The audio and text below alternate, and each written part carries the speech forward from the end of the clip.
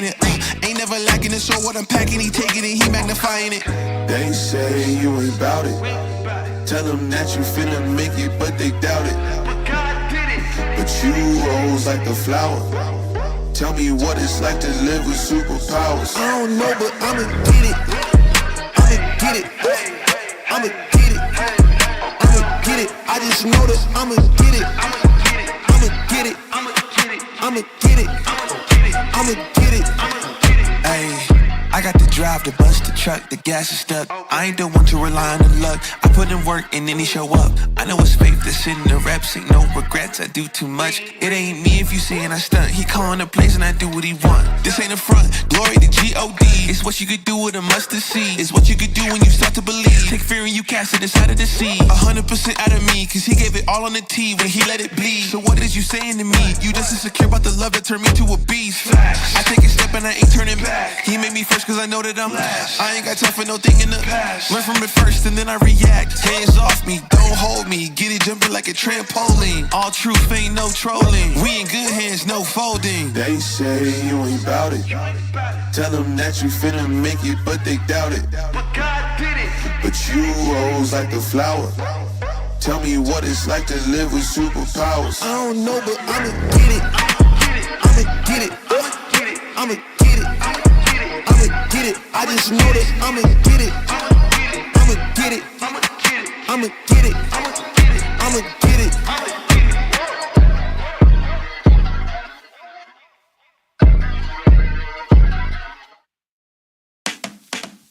Hello, fly chick coming through. Nice to meet ya, glad you came too. Like your style and you know you got moves. You spit game and you know you spit smooth. Glad you came, it's best you come and stay. I need your loving like water in the bay. Let's walk down the aisle, make a baby. I ain't been in love like this somewhat lately. Step into the room with the crown on top. Confident, gripping, you will never stop. Everywhere I go, got 'em bound when I'm the queen. Real royalty when I step into the scene. A boss from birth, ain't no need to pretend. Haters gon' talk, but still hating in the end. No need for approval to find my own reign. Success is my language, I speak it unchained. A boss from birth, ain't no need to pretend. Haters gon' talk, but still hating in the end. No need for approval to find my own reign. Success is my language, I speak it unchained. Confidence, self-love be defined. I'm the blueprint, you know, but we're fine. The boss in the game, ain't nobody like me. If you're looking for the sauce, I got the recipe. Swag is so fierce, is the language I speak. Unmatched confidence, my power, my peak. No crown needed. My presence, it reigns in this world of swag. I break the chains with each step I take. I redefine cool. Others try to mimic, but I'm the true jewel. In the world of followers, I lead the show. Confidence, swagged out, watch me glow. Top notch at it.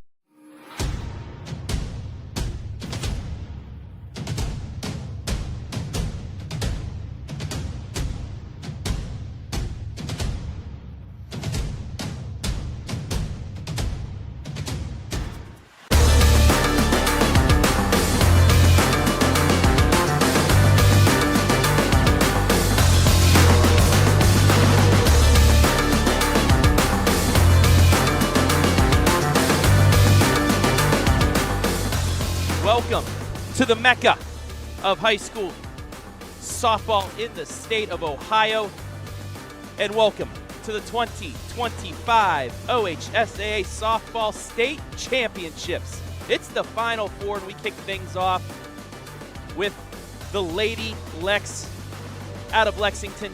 Second time ever making it to the Final Four. They take on the top team in Division IV, Kenton Ridge, 30-0. In their 8th appearance, looking for their first state championship. We got all the coverage. We got it coming your way on this special presentation on your smartphone, TV, PC, tablet, any smart device you have, with Pregame coming your way next.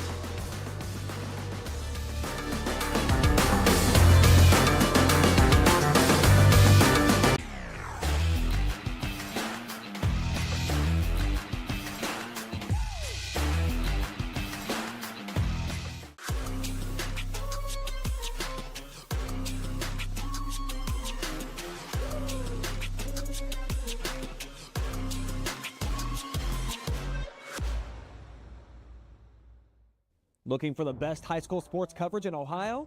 You found it right here on the OH Report. From the field to the court, we've got it all. OH Report brings you local coverage like nobody else in the area, live and free. Follow OH Report now and never miss a moment of the action. Don't just watch, be a part of the game with OH Report, the future of local sports.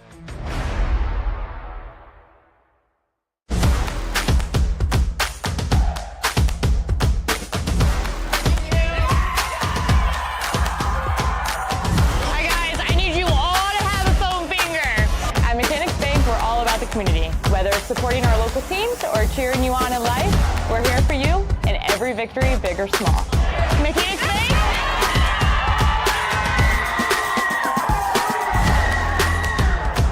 That's better. Are you looking for a solid career, job security, great pay, and rapid advancement? An important role with a global leader that invests in state-of-the-art technology, develops world-class solutions, and is committed to a cleaner tomorrow? Yeah, we have just what you're looking for.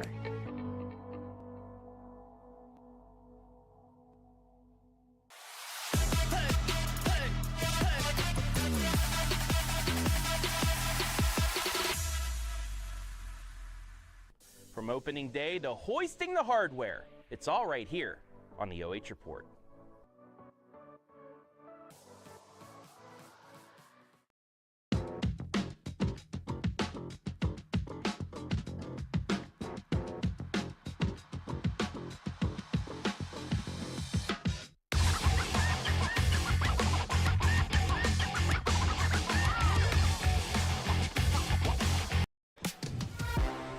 We welcome you inside the American Homestead Exteriors pregame show for this, the Division IV State Semifinal from beautiful Firestone Stadium in Akron, Ohio, the mecca of high school softball. Hello, everybody. My name is Travis Berardi alongside Andy Jardy, and this is why you play the game.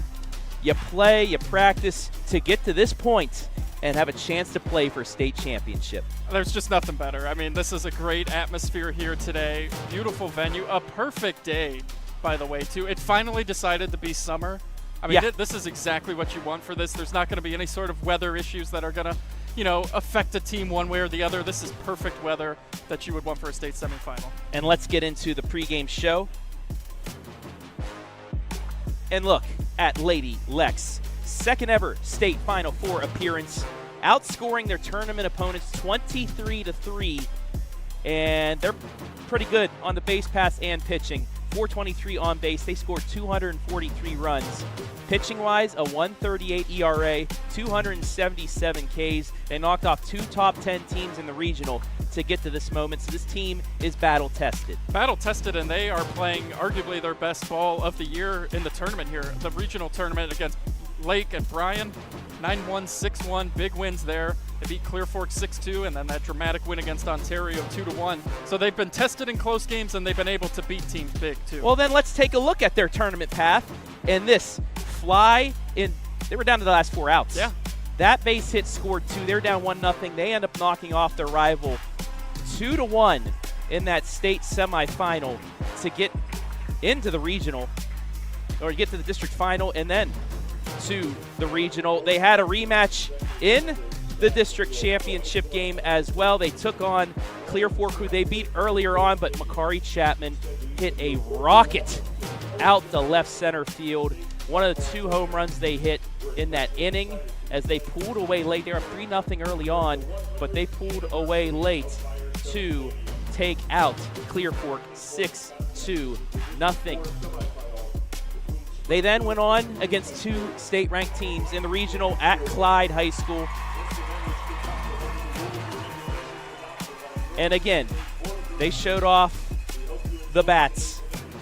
Both games, they went up early and just pulled away, especially with the pitching of Makaree Chapman against number 6 Lake. Yeah, up 4-1 in the 6th, added on. 9-1 was the final, and they went to the Elite 8 for the second time in as many seasons to take on a familiar foe, a team that knocked them out of the regional championship 1 year ago, Bryan. But this time it would be Lady Lex, thanks to that Moulton home run in the first inning, put them up 3-0. They then just, I wouldn't say cruised. Sure. They didn't have many hits after that until late on. But Makaree Chapman struck out 12 in the game. They won 6-1, and they get here to Firestone Stadium. And the state final 4. As we're getting ready to announce the teams, let's get into our player spotlight for Lady Lex. And it is Makaree Chapman on the mound. I mean, how could it not be? First team All-Ohio, and you see the pitching numbers. A sub-1 ERA, Travis. Yes. Like, that is insane to have an ERA that low. 260 strikeouts. You give her a lead, good luck if you're the opposition, because she is very good mixing up her speeds, throwing that changeup in at you. Can really cause some timing issues for the opposing hitters. Now, before we get into the rest of our pregame, coolest thing here at Firestone, they hit the Top Gun music, the theme song, and they announce the players. Best part of any tournament that I have as they play that. Now, we talked about her pitching. How about her hitting? Makaree does it all. Yeah. 648 on base, 47 RBI, 40 runs scored, 12 home runs, 11 doubles, 1 triple. I mean, she's just all around the best player. Yeah, leads the team in batting average, RBI, doubles, home runs, and stolen bases. Going to Northern Kentucky in the fall, a bright future ahead for Chapman, and she's a big reason why Lex is here in their first state appearance since 2002. The offense, the pitching, the two-way player ability is just incredible. And then let's take a look at Mariana Moulton, who hit the home run against Bryan. 425 on base for the sophomore. Actually, the freshman. Yeah. 23 runs scored, 22 RBI, but she does have 2 homers and 9 doubles as well. I would say, and these are all numbers as a freshman, so that is incredibly impressive. The amount of underclassmen in this game that we have for you today that are just putting up absolutely ridiculous numbers is impressive. And our final Lexington player spotlight, Kylie Thornton, the junior first baseman. A 461 on base, 37 RBI, 26 runs scored for her. These are just 3 of many that can hit the ball. 4 players have home runs for Lexington. We just showed you 3 of them. Yeah, big 3-run double against Lake in the regional semifinal. So they've got some timely hitting, some clutch hitting that has carried them to get to this point. And that's what you need at this time of the year, is that timely hits to break a game open and get the win. All right, now let's take a look at the team spotlight for the number 1 team in the land, undisputed number 1 team in the land. Kenton Ridge, 30-0. Yes, 30-0. Their 8th Final Four appearance.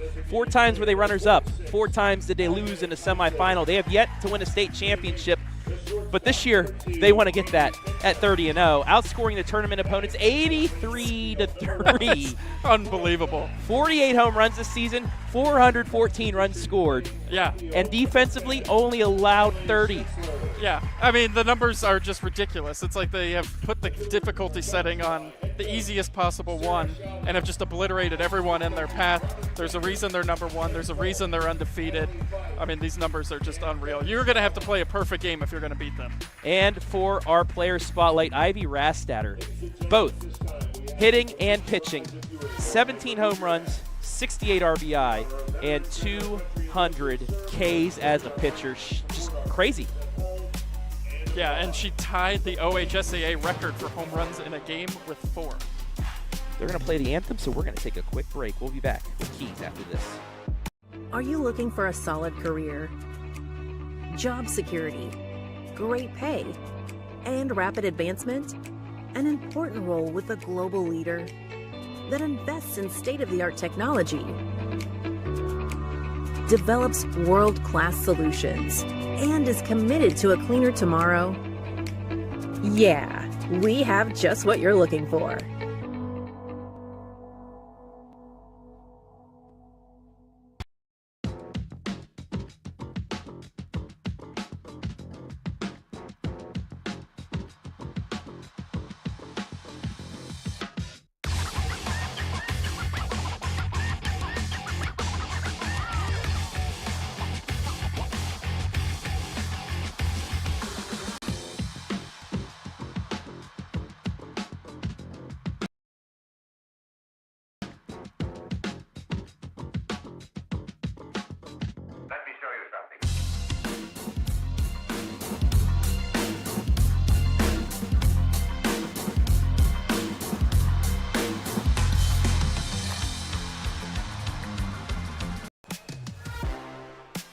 Back here inside the American Homestead Exteriors pregame show as we are moments away from the kickoff of the state tournament on the softball side of things. Travis Berardi back here with Andy Jardy. And let's take a look at our keys to victory. First, for the #1 team in the state, that is Kenton Ridge. And you know what? Kenton Ridge, they have experience. Sure do. 8 times have they made the state semifinal. They've been here before. Play like you have, and then the same blueprint. Do what you have been doing all year long. I was thinking for a good half hour last night doing my prep, and it's just as simple as that. It really is. So just come out and play your game and do what you've been doing all year, and yeah, the same results. You're 30-0 for a reason. Now to the keys to victory for Lady Lex. And those are, well, Makaree Chapman, you have to hit your spots, especially against a hot team like this. Hit the corners, get some down low, get some high calls right across the lettering. Get into your groove, and that leads to the second one. You got to relax. Yeah. Just have fun. Yes, this is the big stage, but excel on it. Have a good time. You're only the second team ever in Lexington softball history to play here. It's monumental. You have a huge crowd from Richland County up here cheering you on. You got multiple media members here to show you guys. Have fun, have a blast, and that is my keys to victory, Mr. Jardy. Yeah, I've always felt too, no matter what happens from this point on, like, you have nothing to hang your head about if you happen to come up on the short end of things. So yes, you want to win a state championship, you want to, go out on top, but you've already done something that a lot of teams never get to do. So just come out here, embrace the moment, have fun, like you said, and just play loose. That is the biggest thing to success, is just to come out and enjoy playing with your teammates. Almost ready to go here. Want to welcome everybody watching this special presentation. Has to be a delayed stream because the OHSAA NFHS has the rights. But hey, we are happy to be here to at least bring you this. And reminder, later on tonight, we have an area versus area matchup in D7. Mohawk and Monroeville playing for a spot in the D7 championship. We'll have that one on later tonight for you. Let's go over some lineups, Mr. Jardy. Lady Lex, 24-3, number 5 in the state. They are the visitors on the scoreboard. They will be led off by second baseman Quinn Patrick, shortstop Alexis Cantrell, second Makaree Chapman, Miss Do-It-All, pitching today in the 3-hole. Kylie Thornton, first base, batting 4th. Mariana Morton, third base, batting 5th. Cameron McGuire, left field, batting 6th. Addison Williams, the DP, batting 7th. Riley McGuire in right field, batting 8th. Madison Taylor, the battery mate for Makaree Chapman, batting 9th. And Kyra Boyd, the flex player, will be in center field.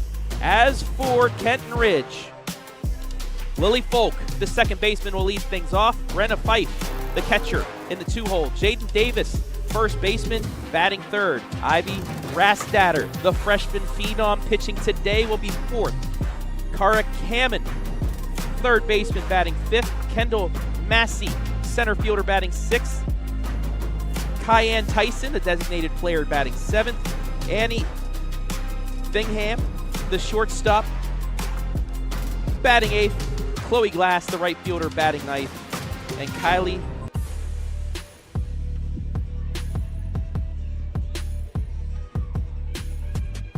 Schneider in left field is the flex. I can't read my own writing. I believe it's Schnitzler. Schnitzler. There we go. Schnitzler. Yes. Yes, I can see that now. Schnitzler. Isn't that the best when you Batting can't read your own handwriting? That happened to me. Hey, I'm nervous, man. This is the big time too. Like, you got a little shaky hands. There's Lady Lex in the dugout. Finally a beautiful day too. This is so good. It started the turnaround when we did the Monroeville Regional Championship game. It started to peak. It started to warm up. Yep. You and I went to Barrio afterwards. We're able to sit outside. Had some fruit punch, a couple tacos. It was good. Delicious. But today, right now, 78 degrees. Not a cloud in the sky. It's a little hazy because of those fires, the smoke Can't from there. escape them. But no rain in the forecast. That's the big thing. Tomorrow evening for the championship games is when we might get it. But today, expect a beautiful day to kick things off. as you see Lady Lex, their fans up in arms. The only thing that could come into play is it is a bit windy today, Yes. and it's supposed to get windier later this afternoon, but 76 degrees. Yeah, as you can see, the flags, they're Wind kind of gusts. blowing to the left and in a little Yeah. bit. The only, I guess, your best bet right now to hit one out would be to left field down the line. Yeah, wind gusts up to 26 miles per hour, so. But it's clear and sunny, and you can't ask for much more. I mean, yeah. The final 2 weeks of the high school sports season here in Ohio, it flies by. Feels like you and I were calling football just yesterday. Yeah, because it's always amazing. I've not been able to really work out my schedule where I've been able to make it down for baseball and softball with you guys. And so to hop in here at the end has been great, and just really excited for what's about to come here as we get set for first pitch in about another minute or so. Both teams just ready to get going. Yeah, 2 minutes away. So let's go over. 8 times has Kenton Ridge been in the state semifinal. 4 times they were runner-up, 2013, 2003, 02, and 99. They've been in the semifinals 97, 98, 99, 2002 and 3, 2013, and then last year and this year. As for Lady Lex, well, they made it here in 02. They're back here in 25. That's all we have there.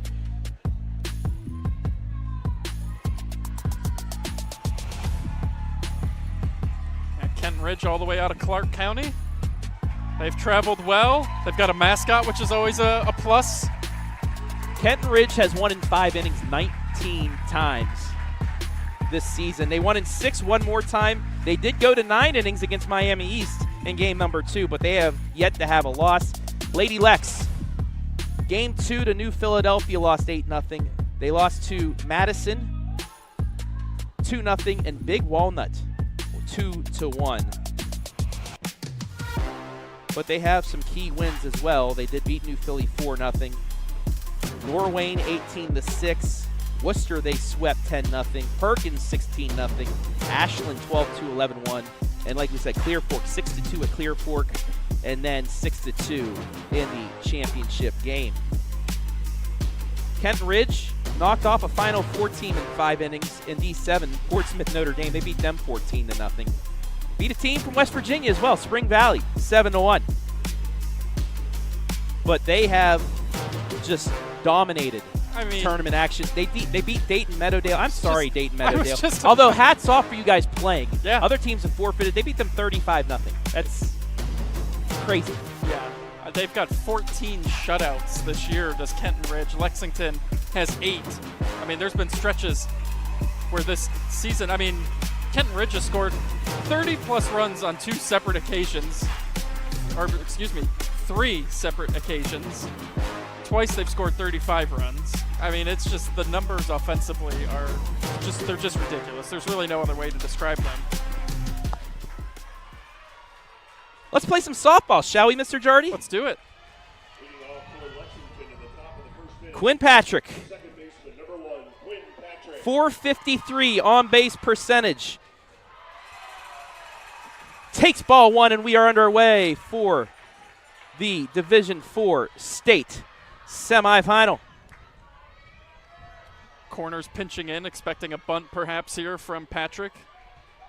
Does have 31 runs on the season, which is what you want as a leadoff hitter.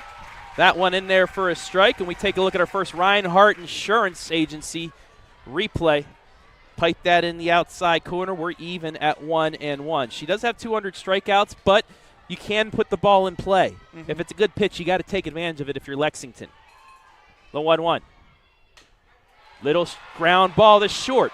Throw to first. Just beats the runner. 1 down. Boy, it wasn't hit that hard. Nice job by Annie Fincham to field that cleanly, make a strong throw that gets there just in time. Just got past Kara Kamen at third base. It was almost a perfectly placed infield single, but a nice throw from Fincham. That'll bring up Alexis Cantrell. A 390 on base, 326 batting average, 5 doubles, 4 triples for her. First pitch. Low for ball 1. Cantrell in that win against Lake. 2 for 3, 2 runs. Drove in a run and stole a base.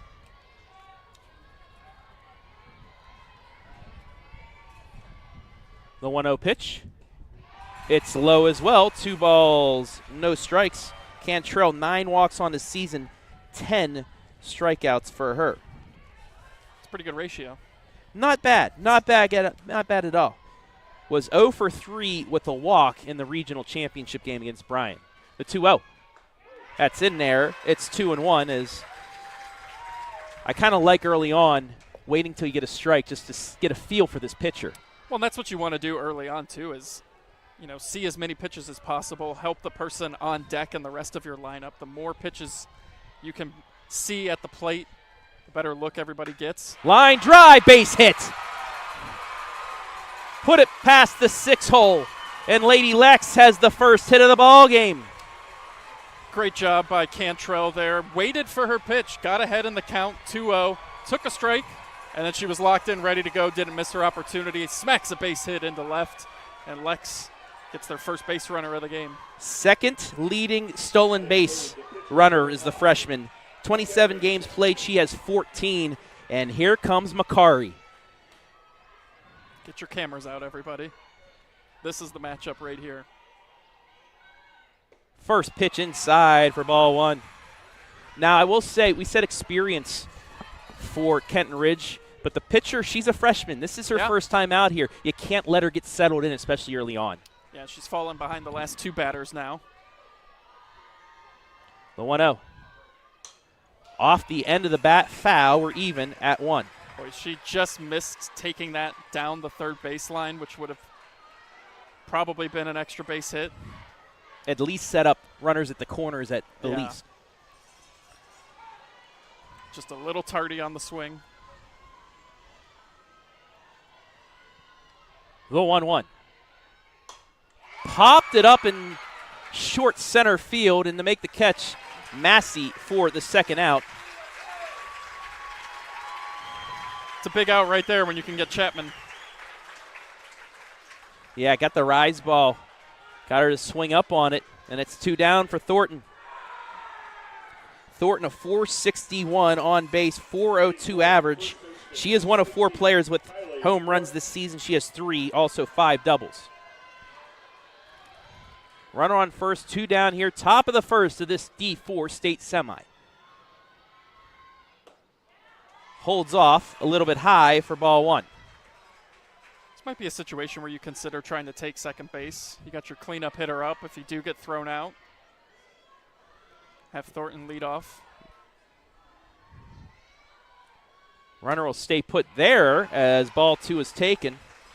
Wait till at least maybe a 2-1 count. Wait until she gets a strike. So you could put a hit and run on or something, something like that. But, I mean, if she's throwing balls right now, you don't want to run yourself out when it could be a ball 4. True. The 2-0. That's in there for a strike, and now we look at the base paths and Cantrell. Yeah, we saw Cantrell do this too in her at-bat. Had the count in her favor, took that 2-0 strike, and then let it loose 2-1 for the base hit. We'll see what Thornton does. Runner stays put, and it's fouled off towards the street, and we're even at 2. She got her pitch. Just didn't quite square it up in time. I'm also now suddenly concerned with where I parked, seeing some of these foul balls flying over. That's why I parked all the way down by the practice field. Actually, I think next to Coach's car at Lexington. I didn't even consider it when I parked. Welcome to Firestone Stadium, go. Mr. Jardy. First 2-strike count of the inning.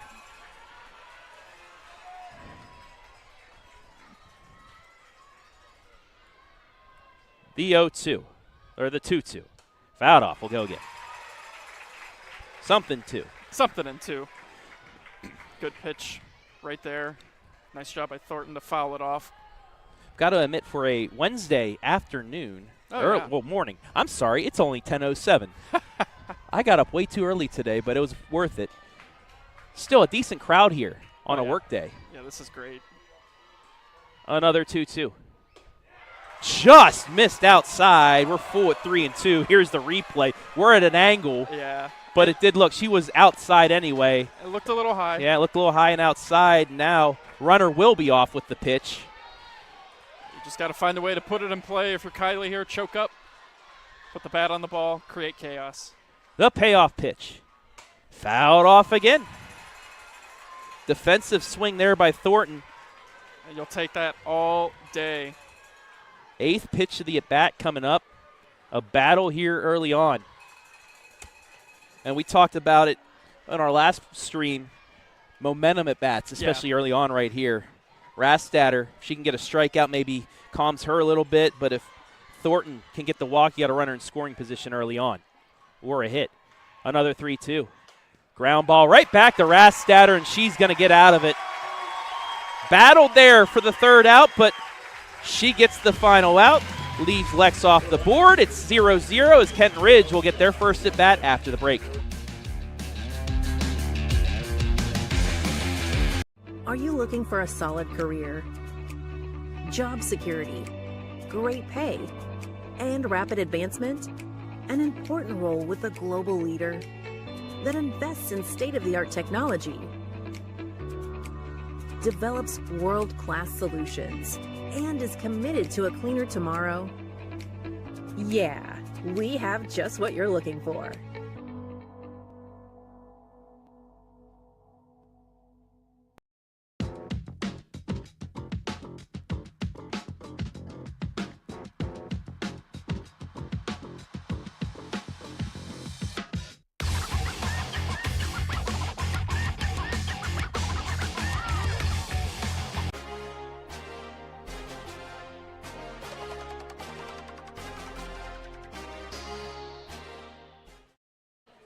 There is Makaree Chapman into the circle for her first appearance at the state semis, and we talked about it. .97 ERA, 18-1 record in 27 appearances, 69 hits, 25 runs, only 20 earned, 49 walks, 260 strikeouts, 1-hit batsman, 4 wild pitches.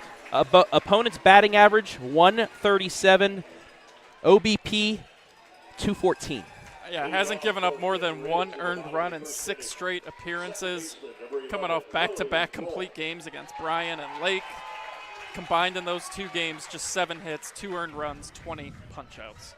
Lily Folk, the second baseman for Kenton Ridge, will lead things off as that is a little high for ball 1.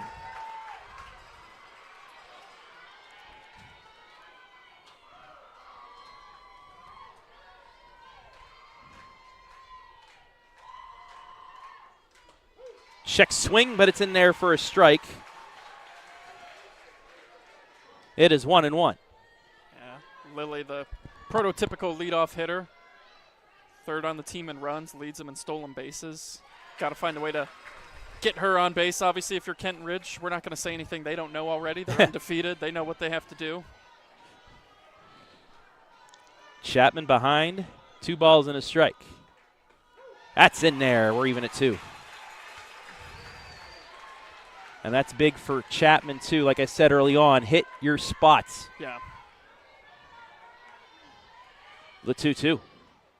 Fouled off will go again. She went with the fastball there and set it into the stands. You know, we talk about, changing speeds in baseball, but softball, it's so much more important because of the length between pitcher and batter. Change up, little pop-up, 1 down. That was a filthy pitch. The absolute change of speed on that one there. Ask and I shall receive, right? Just kind of floated that one in there, completely got Folk off her timing. Always big to get that first out of a game like this. I'll bring up Brenna Fife, the catcher. And this is a Kenton Ridge team, like, you do not want to fall behind. So trying to play catch up against them is not going to bode well. Fastball low for ball 1.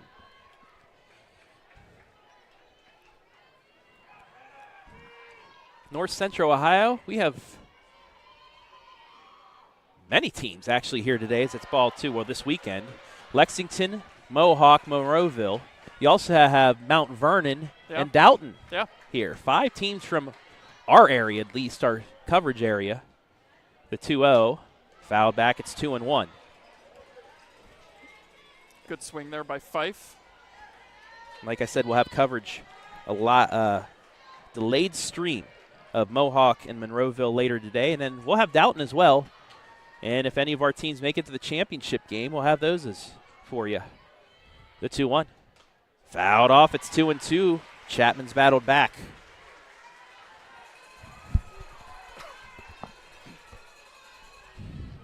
Fife's done a great job this year as the catcher for the Cougars. Junior will be continuing and getting some action going to Ohio University. Oh, there you go. OU. Oh, yeah. Ground ball through the 6-hole. And just like the top of the inning, we have ourselves a one-out single through the left side. Yeah, didn't try to do too much there at the two-strike approach, and a nice seeing eye single on the left side. Gets between third and short. And like Lex, the number 2 hitter gets on with a single through the left side. That'll bring up Jaden Davis, the first baseman. Only batting .611 on the year. There's the steal attempt, throw down. Not in time. It's a stolen base. Love the aggressiveness there. You're trying to get that first run. You've got Davis squaring around like she's going to bunt, pulls back. And runner in scoring position now.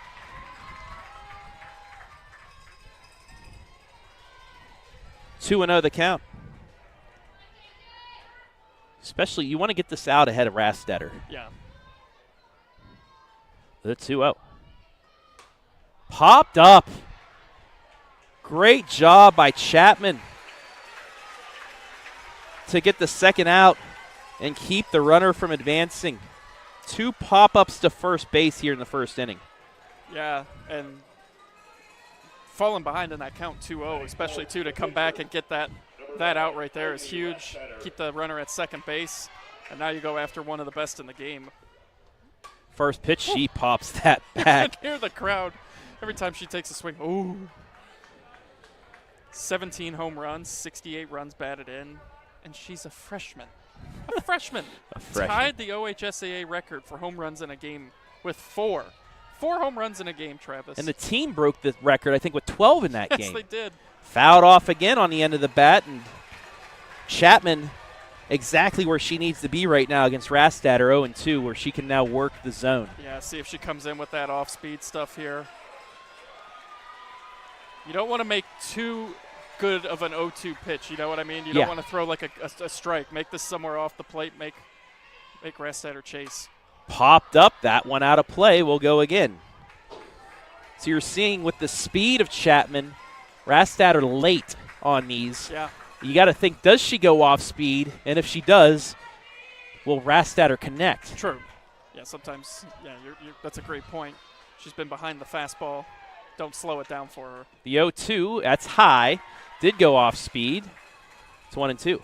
But you're okay with that because of where it missed. Yes. So even if she gets the top of the zone in a swing, it's probably another pop-up. Yep, it's a pop-up somewhere or it's out of play. Now you go back at her. The 1-2. Line to center, right at the center fielder. And Kenton Ridge left off the board. Both teams, 1 hit, 1 left on after 1 of this D4 semi. We are scoreless.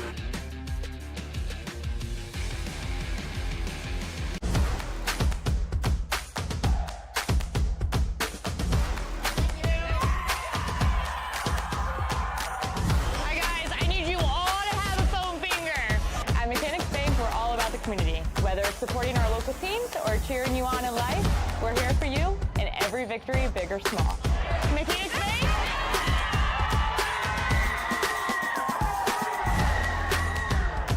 That's better.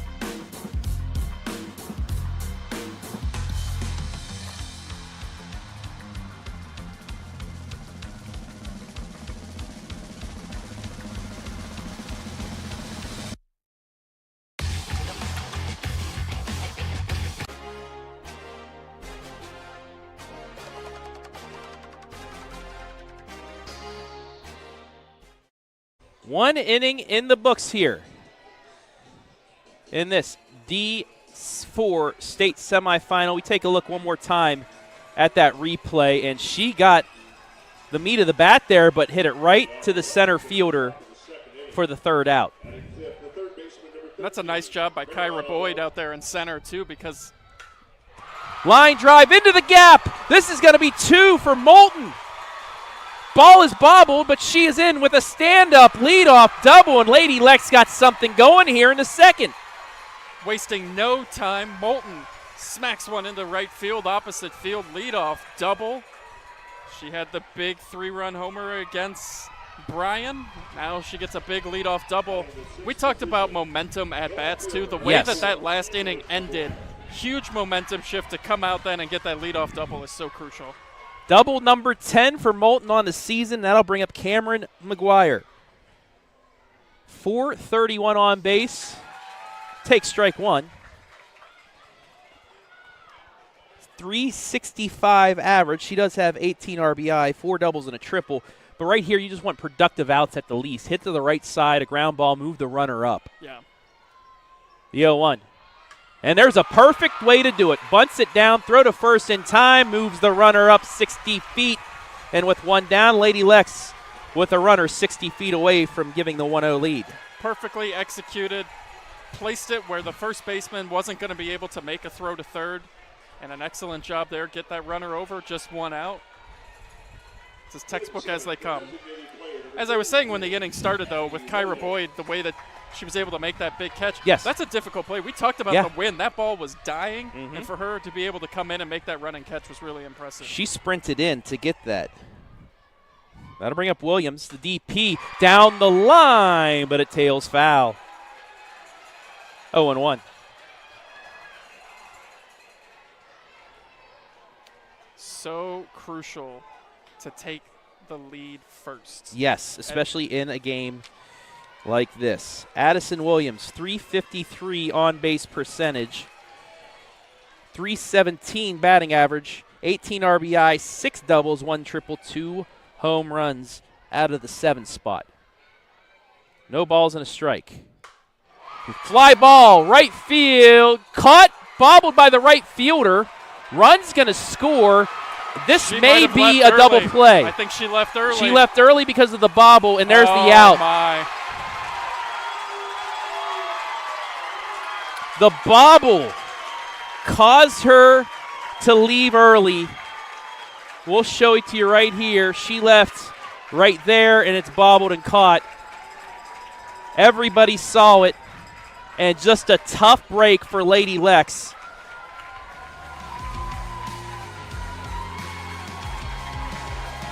As that'll send us to the bottom of the second, still scoreless.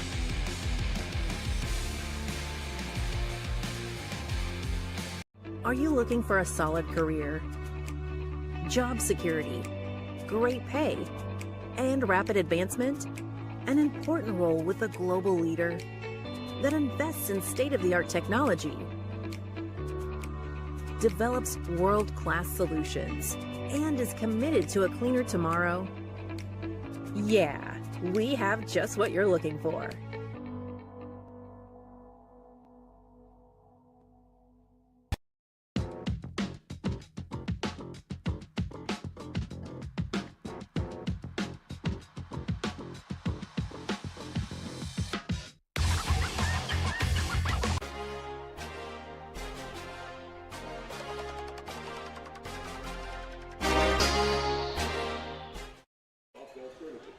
Just a tough break for Lady Lex. Runner on third with 1 out, and we'll show you the play. You have, when the ball is completely brought in, that's when you're allowed to leave the base. But because of this right here, you see the bobble they left on the initial catch. Yeah. You have to wait for the catch to be made, and that's just unlucky and a tough break. But now for Lexington, got to get a shutdown inning here, not let that you can't roll snowball. over. Yep, you've got to just put in the past as an unfortunate situation because they had played that inning to perfection. And where you're at third base, the way that the outfielder kind of turned her back to catch that too, couldn't see the bobble, but she did bobble it. She left early. Kara Cameron leads off, fouls that off. It's 0-1. But you're seeing also with Lexington, they're hitting the ball. They are. Yeah, they squared up a few that inning.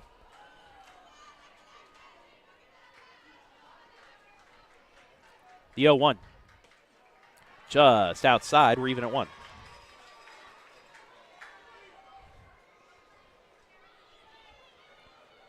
First year with 7 divisions. That's why we're playing on a Wednesday. Little chopper in front of the plate. It's fair. Throw down the first one down.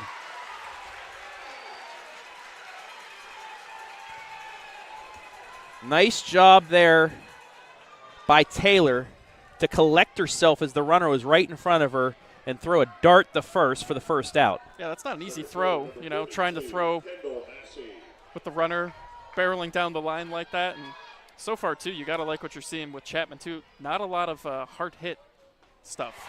A lot of weak pop-ups. That one dribbles out in front of home plate, so she's doing a nice job missing the barrels of the bat right now. And then gets a swing and miss there on the changeup for strike one against the center fielder, Massey. Yeah. She's done a great job mixing those speeds at the right time. That's in there for strike 2, and Chapman's ahead.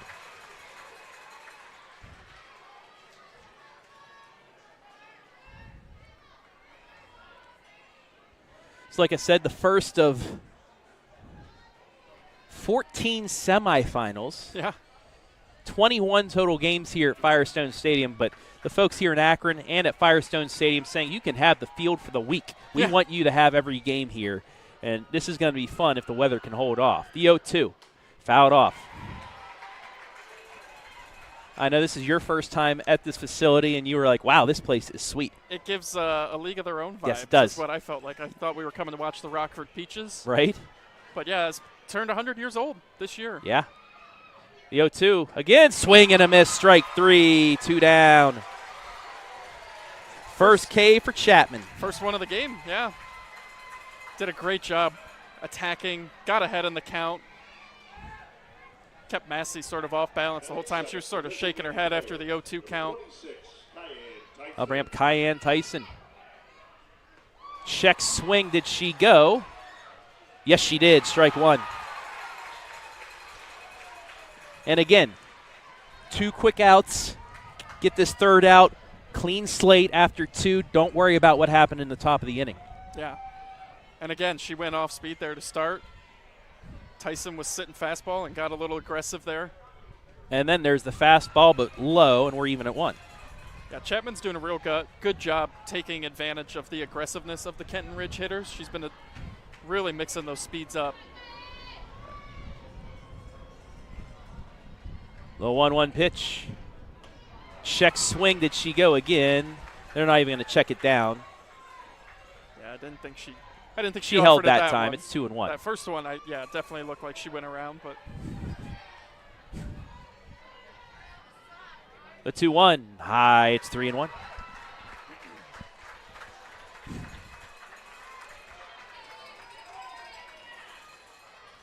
Approaching 80 degrees here at 10:30 in the morning.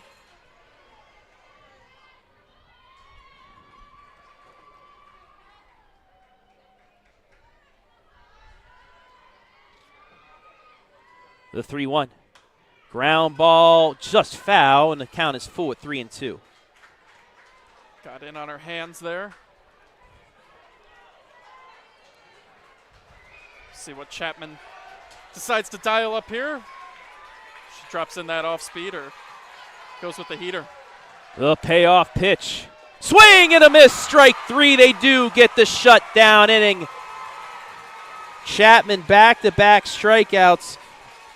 Her first 2 of the day, and Kenton Ridge left off the board in the second. We played 2 in this D4 state semi. We are still scoreless.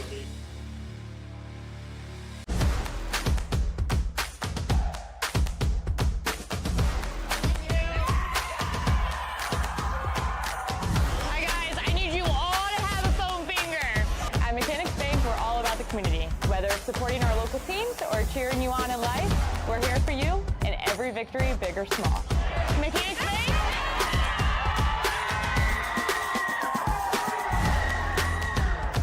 That's better.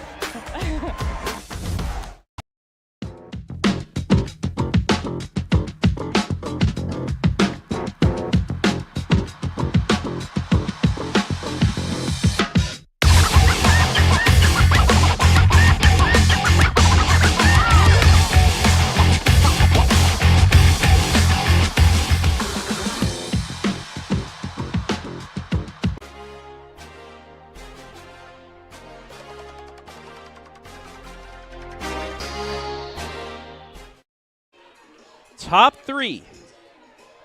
D4 state semi, nothing the score. Travis Berardi back here with Andy Jardy for the special presentation on the OH report. Riley McGuire, the 8-hitter, right fielder, will lead things off. Takes outside for ball one. Riley on the season a .276 on base percentage, 196 batting average. This is the part of the order that you hope can generate some sort of production at the bottom there to get it over to the top of the order. I'd be curious too, Kenton Ridge undefeated, obviously. We talk about scoring first. How often have they trailed this season, if at all?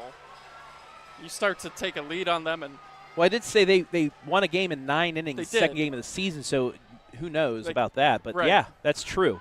So the longer you kind of keep it close, and if you can manage to take a lead on them, you put them in some unfamiliar territory. That hits the outside corner. It's 3-1. She was taken the whole way. Yeah. And it'd be a bonus, she's in the lineup for a reason, but with a small OBP, a walk would be great here, and she will get it. A leadoff walk, and that gets the 9-hitter and Taylor and Lexington. If they don't get a knock on wood, no double play here, they're able to flip over to the top of the order, and possibly if they can get a bunt down with a runner in scoring position. Yeah, this should absolutely be a spot where you're looking to move that runner over to second. I would expect to see a bunt here. But what an at-bat by McGuire. That one just misses outside, ball one. Well, at this point, maybe you're just waiting until you get a strike, and then you try and put the bunt down. Maddie Taylor, 367 on base, 295 average. That's in there. We're even at 1. Let's see what they opt to do here.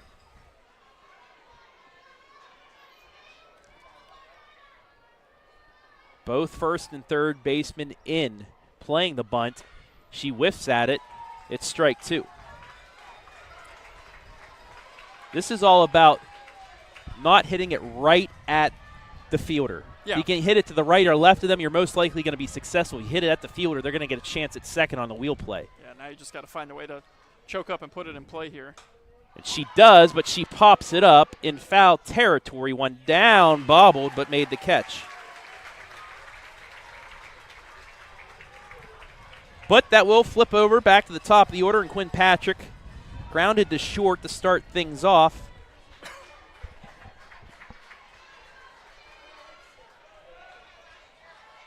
Runner on first. One down here. Lexington's had a base runner in each of the 3 innings, though. Yeah, second straight inning. They've had the leadoff person on as well, too. First pitch in there for a strike.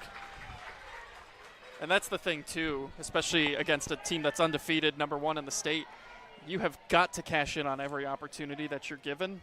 And so far, they're leaving some opportunities out there.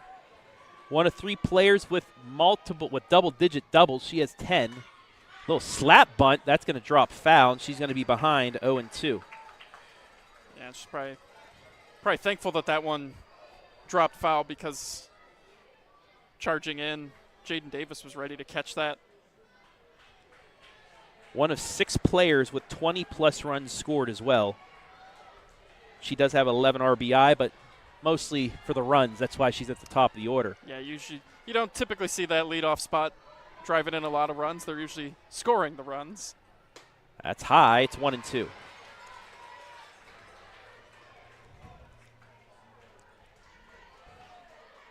And again, this is a case, even if you make the out, at least try and get the runner to second for your 2, 3, 4 hitters. See what you can do there. The 1-2. Little ground ball. Second baseman tags the runner on the first. She just beat it out. We'll take a look at the replay, and you let me know what happened here. This is a 4 unassisted tag out. It's close. Definitely close. Gets the tag there, and I think she's safe. I think she's in there, yeah. Yep. So the right call.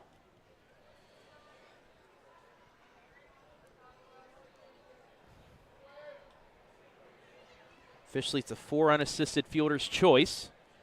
And Alexis Cantrell, who did have a single, will come up here with 2 down. Little mound meeting for Kenton Ridge. The coach just asking, hey, you sure you saw that right? They don't have replay like we do, so they're allowed to talk. I wasn't sure. And also, this is good gamesmanship. It allows your pitcher to kind of regroup, reset here for the number 2 hitter. Yeah, and that's big by Patrick to hustle down the line like that, too, to keep the inning alive, make Rastatter have to throw more pitches, bring up your number 2 hitter who already has a base hit today. 13 players on the Lex lineup have stolen bases. She is one of them. That's in there for a strike.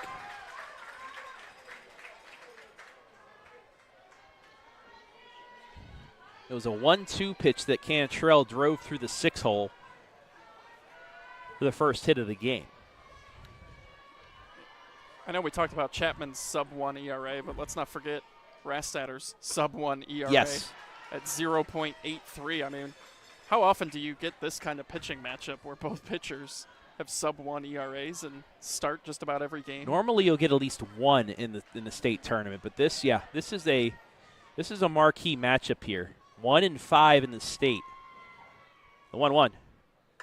Just a little check swing, and that'll do it for the inning. Reached out there right to the third baseman to end the inning. Lady Lex, 1 runner on, could not score, and we are still scoreless heading bottom 3.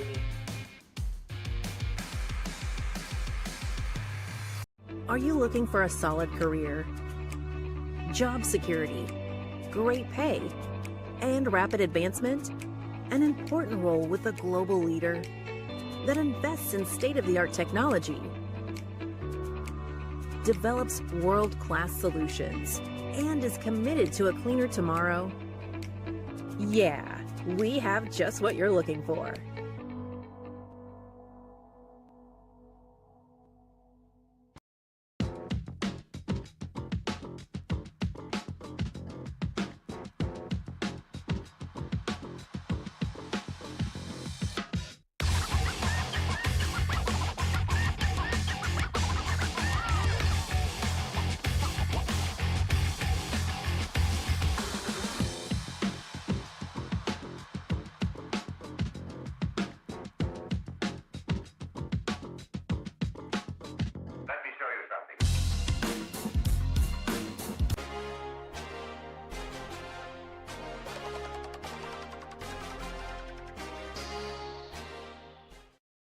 Bottom 3, state semi still scoreless.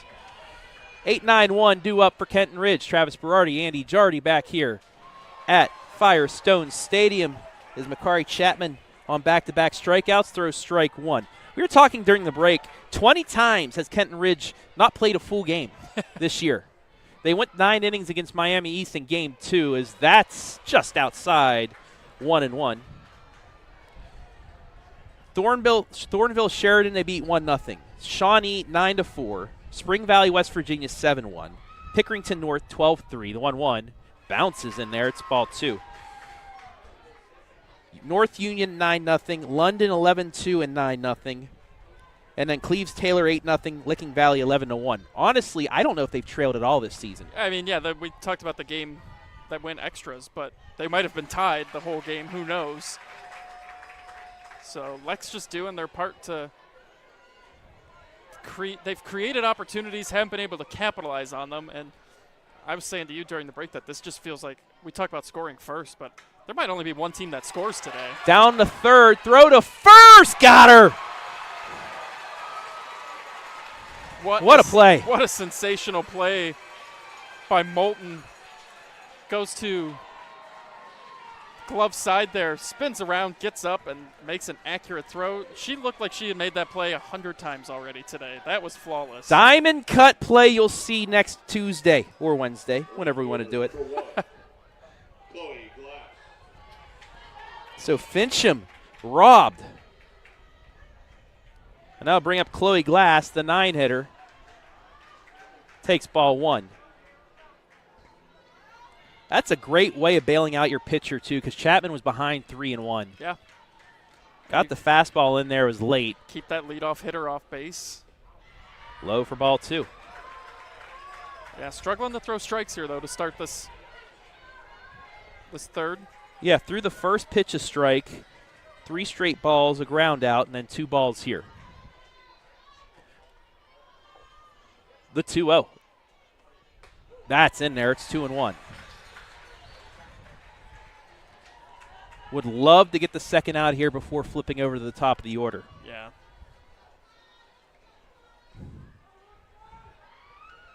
Chloe, the sophomore right fielder.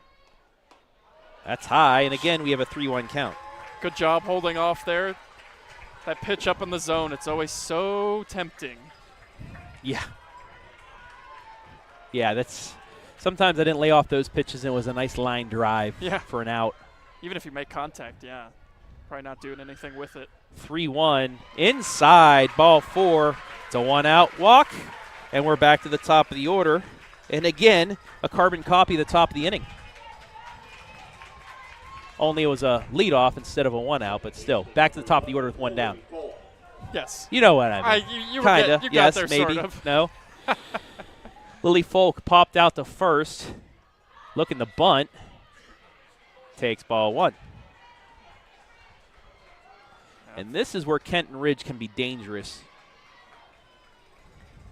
Yeah, they haven't had many opportunities here so far. I mean, we are just in the 3rd inning, but they did get a runner into scoring position in the 2nd.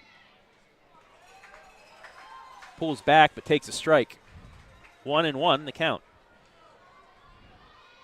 Over 400 runs scored this season for Kenton Ridge. And like I said, 20 times they didn't even play 7 innings. Yeah, that's power. That is power. And what are the numbers again in this tournament alone? 83-3? Yes. I mean, goodness. Here is their team spotlight as we wait to resume. 48 homers, 414 runs. The 1-1 grounded through the hole, base hit, first and second. And you could see the decision there by Folk. She had shown bunt earlier in the at-bat. That time pulls back, but Moulton was in a little bit at third base, and that ball just perfectly placed, gets past her. Or she's playing back at her normal position, not expecting the bunt. She probably has a chance to make that play, but because she was in, the ball able to get through there. And now the Cougars are really threatening here, coming up at the heart of the order. Fife, the catcher, takes ball 1 outside. And Chapman now has been behind every hitter in this inning.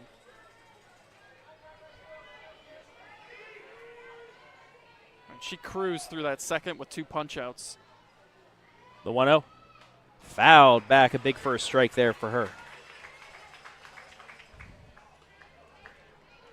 So, yeah, that first time through the order, just 1 hit and a walk, 2 punch-outs. See what happens the second time through. We saw this in the Monroeville game that we did, where the Eagles' second time through really exploded. That's a pop fly to right. Catch is made. Runner's going to tag. And both runners will advance, but a second out for Lady Lex. I actually thought the play there, should have gone to second base. She was never going to make that throw to third to get the runner in time, but she had an opportunity maybe at second to get that third out. So that'll bring up Jaden Davis with now 2 runners in scoring position instead of 1. That's high for ball 1. And, I mean, first base is open, but you have Rastatter right behind her on deck. This is who you want to go after. Key moment here early on in this state semi. The 1-0. Change up. Doesn't get away far enough from the catcher for the runners to advance. It's 2-0. Kind of nutmegged Taylor there.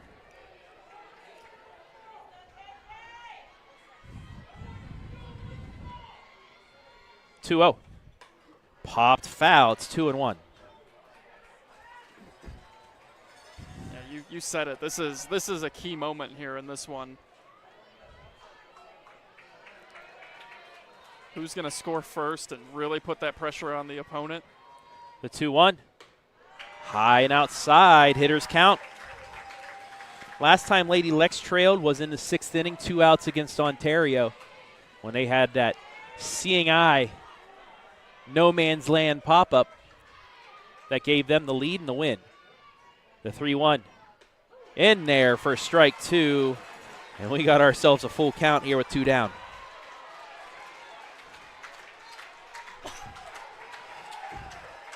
Biggest pitch of this one so far coming up. Lex fans coming to their feet. 3-2, fouled off.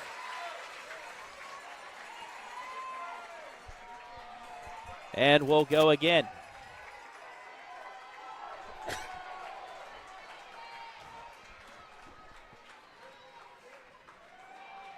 Chapman versus Davis. Another payoff. Popped foul again. 8th pitch of the at-bat coming up. Continues, yes. 8th pitch of the at-bat. You just keep fouling them off if you're Davis until you get a pitch you can do something with or take ball 4. 3-2 again. Line drive into center. It drops in, base hit. 1 run's going to score. 2nd run's around 3rd to throw home. Not in time. It's 2-0.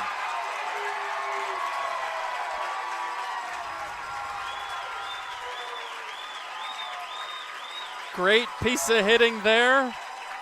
Davis kept fouling him off, and I think had that throw not been cut off, might have been able to get that tag there at home.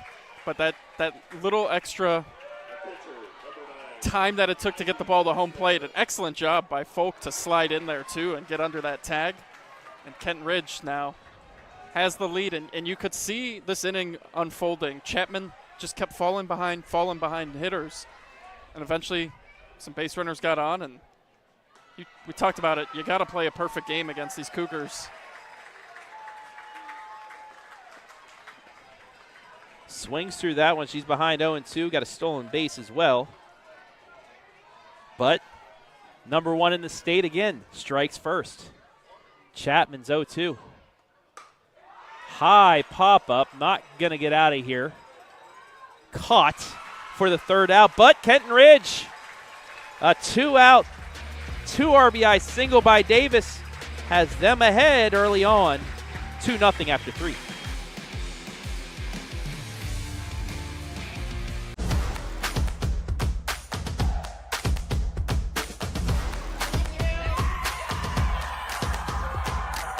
Hi guys, I need you all to have a foam finger.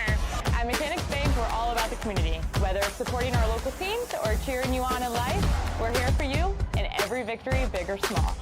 Mechanics Bank.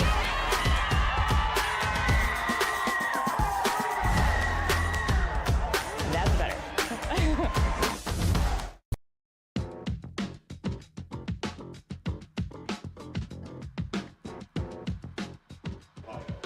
Today's Division IV State Semifinal brought to you live, well, not live and free, I keep saying that, but the special presentation brought to you, the fans, on a delayed basis by our generous sponsors. American Homestead Exteriors. Our commitment to excellence is reflected in our strong and reliable exterior solutions. Call us today for roofing, siding, gutters, and windows. Strategic Outdoor Solutions. Real results, real growth. Schedule weekly lawn maintenance, spring cleanups, and landscaping online at strategiclawn.com. Rinehardt Injury Attorneys. Who's got your case? Be smart. Get Rinehart. Rinehardt Walters Danner Insurance Agency, your trusted choice for auto, home, business, life, and benefits insurance. Charter Next Generation, hiring for high-paying jobs in a cutting-edge environment. And Mechanics Bank, Richland County's only independent community bank. Thank you all for allowing us to bring you the special presentation of the D4 State Semi to you, the fans, for free.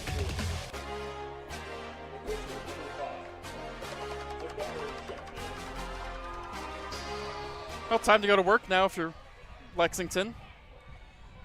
Yep, got to chip back into this as Makaree Chapman, the one to get things started, takes ball 1. The unfortunate thing is it's against an undefeated team who is number 1 and looking the part right now. Yeah, however, they have been putting bat on ball. Ooh. That's ripped foul. It's 1-1. First base coach didn't even flinch. That's how they grow them in Lexington.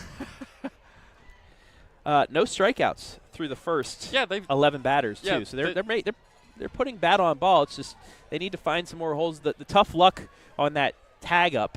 Yeah, that's – you hope when a play like that happens so early in the game, you hope that that's not kind of the play that sort of – determines it. Yeah, but it did sort of feel that way at the moment. But there's a lot of game left, and you're only down 2. Chapman pops this up the left field. Ball tailing over the left fielder's head. The wind was blowing. Chapman's going to go to third. She's in with a stand-up triple. You see the replay, and with that wind blowing, it started picking up, and it tailed over the head of left fielder Schnitzler. And Lexington with a gift. Nobody out, runner on third. And they do give her a hit. It is going to be a triple. It was just the wind kept carrying. It didn't touch the glove. Yeah, well, you couldn't ask for a better start if you're Lex to this inning. But, yeah, Schnitzler never was able to really get underneath that ball. It just kept carrying on her, and she couldn't get a glove on it.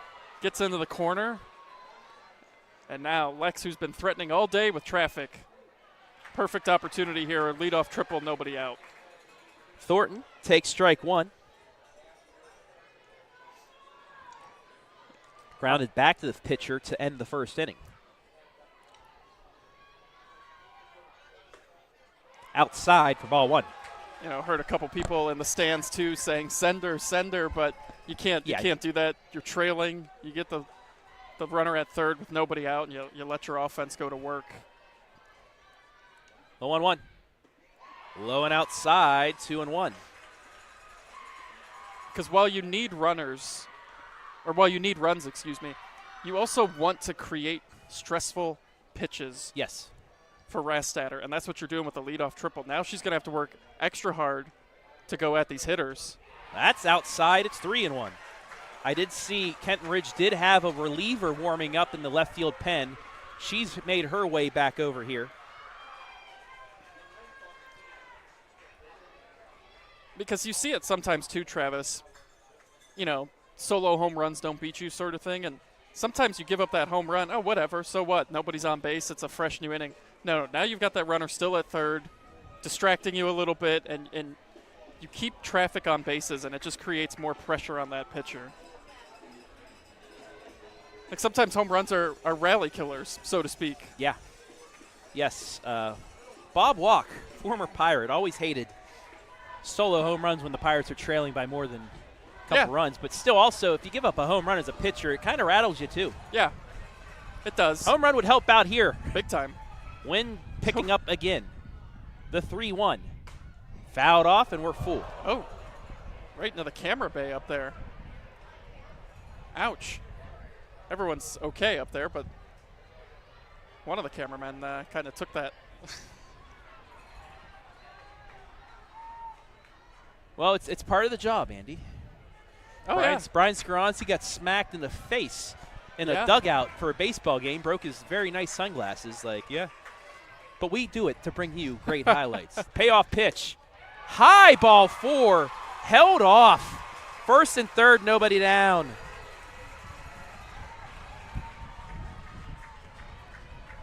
Wow. So Lady Lex back at you. Put the tying run on first with nobody out, and I believe we're going to get ourselves a pinch runner.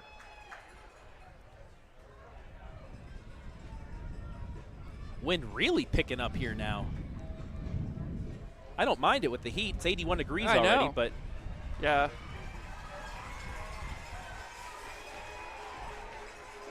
Looks like we did get a pinch runner there. Can't quite make out the jersey number. I think it's Ashton Williams. You are right. That's number 44. The freshman.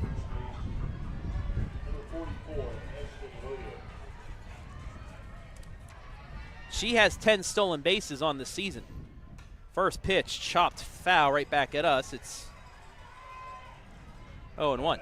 And aside from getting the final 3 outs of a game, the next hardest outs to get are after your offense has just given you a lead. And that's why we talk about the shutdown innings after scoring, especially in that Monroeville regional final where they were able to do that. The 0-1. Milton checks swing. Yeah, good time to mix up the pitch speed there. Got Moulton out in front. Interesting to see if we have the pinch runner go. The 0-2, swing and a miss, strike three. First strikeout of the day is a big one, one down. That was expert pitching by Rastatter right there. Attacked 0-1, then went off speed 0-2, and then just right back at it. 3 pitches. Thank you very much. Big first out. That'll bring up Cameron McGuire. Sacrifice bunt back in the second inning. Corners, again, corners are expecting it. I would be shocked. In there for a strike. 0-1. I'm not entirely sure what a bunt would accomplish in this situation. Like Kenton Ridge is trying to keep the one run off the board, but a little slap to either side could probably get through. And there's a little bouncer. Runner's going to get back to third, safe. All runners are safe. Heads up base running by Chapman. Yeah. It's a fielder's choice, but the bases are loaded. Look at Chapman get around, dive back in, and force the play. Yeah, she almost wandered too far off the bag. You could see why Cameron was trying to get that tag there, but probably in hindsight should have just made the throw to first, get that out. The runner wasn't going to score, but man, Lexington, how much traffic can they put on the bases looking for that big hit? Williams up. She had that deep fly to right that turned into a double play. Right fielder playing all the way back near the track. First pitch, ground ball to short off the second baseman's glove. Only plays the first. Lexington's on the board.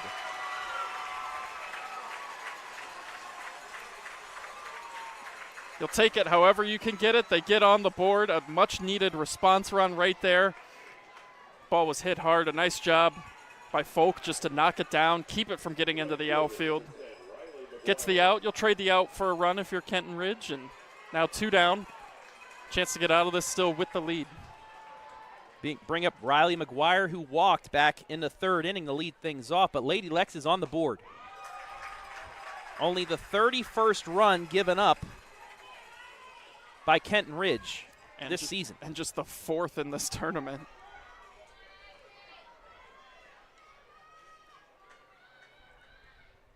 Ground ball to second again, this time fielded on the first for the third out. But Lady Lex gets one on the board. It's 2-1 as we head bottom 4.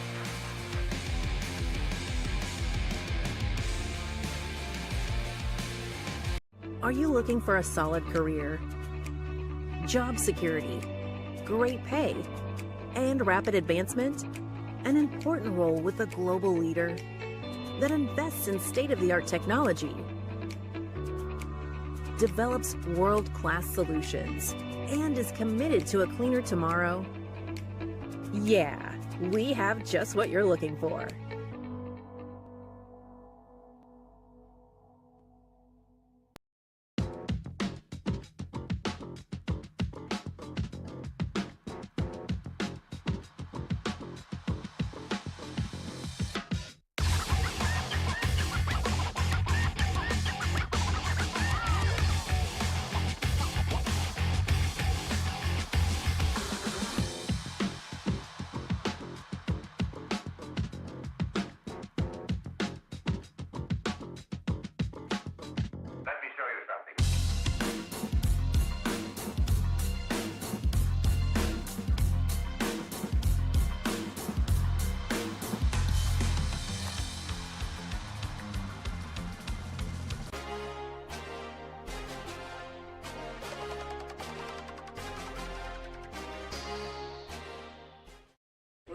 Lady Lex back at you.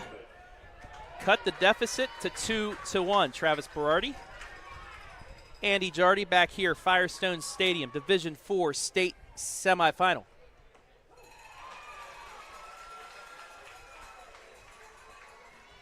Brian Skoronsky just messaged me. It's like, thanks for mentioning.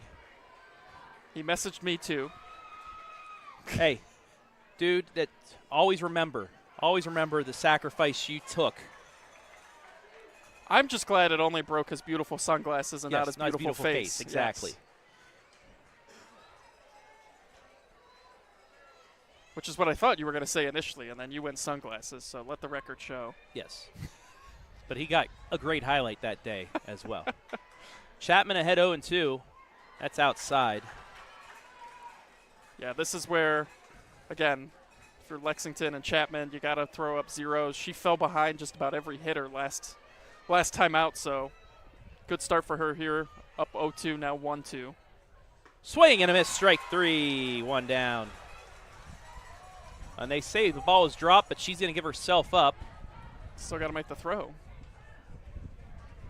There it is. Does she have to if she gives herself up and goes into I the didn't dugout? think so, but they were waiting. Anyway, strikeout 2-3. The third by Chapman. And he'll bring up Massey, who struck out in the second, the first by Chapman. I mean, you could see, too, just what a difference it makes when you're ahead. You know, hitters get more aggressive, expand that zone. Bunt attempt taken for a strike. Now we talk about the shutdown inning for Kenton Ridge. Didn't do it. No. For Lexington now. You get this shutdown inning, right back at it down 1. Yep. The 0-1, swing and a miss, strike 2. Chapman ahead again. Yeah, she looks like a completely different pitcher this inning than what we saw last inning. Just low. It's 1-2. It's a good pitch with 2 strikes. Also, she was able to run off a little bit of that adrenaline on the base path. True. She scored the first run for Lady Lex. Here at the midway point of this game, 2-1 Kenton Ridge. The 1-2. High, we're even at 2. And you'll see that happen a lot, too, with, two-way players.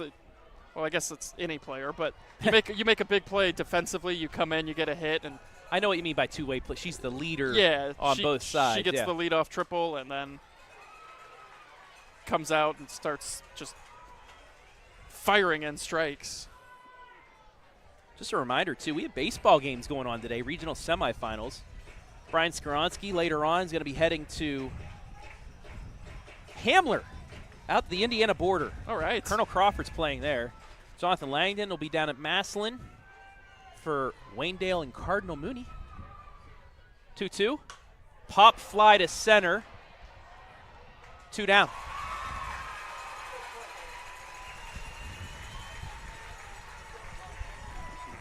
And even with the wind, Boyd made that look pretty easy.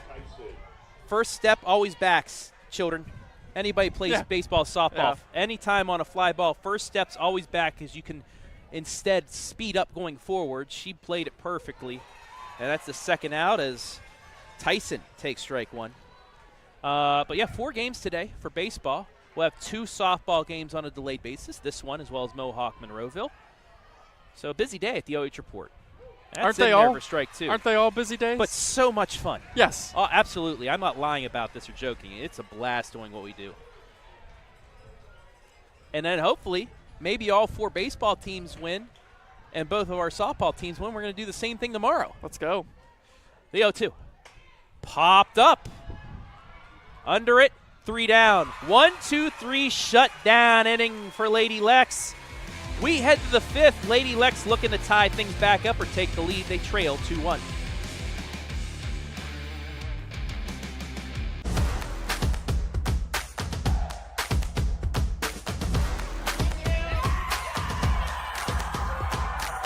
Hi guys, I need you all to have a foam finger. At Mechanics Bank, we're all about the community. Whether it's supporting our local teams or cheering you on in life, we're here for you in every victory, big or small. Mechanics Bank.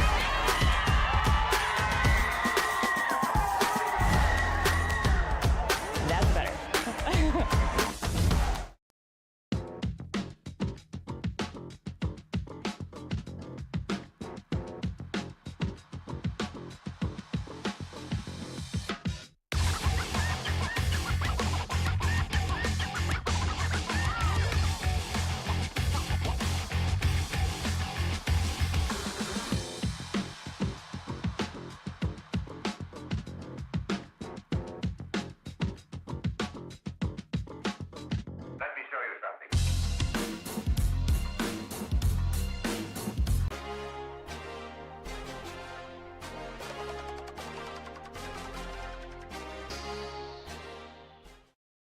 Lady Lex with a shutdown inning after scoring 1. They will look to tie things up here in the top of the 5th. Travis Berardi, Andy Jardy, 9-1-2 due up. So this is the moment for them here in the next inning or two. Is that first pitch in there for a strike?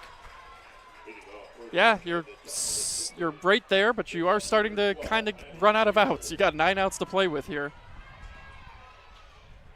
But the order is very favorable. Little chopper, that's going to go foul. It's 0-2.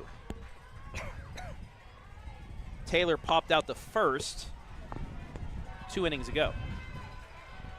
It'll be interesting to talk to the players after the game and just ask them about that wind and see how difficult it has made trying to catch some pop-ups out there.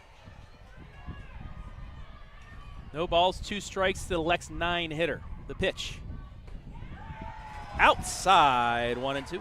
That is a perfect 2-strike pitch, and I imagine Fife did an excellent job framing that to make that look. But you did see she brought it back in. Yeah. She was lined up outside. She's trying to get that swing and miss. There's a reason she's going to be playing D1.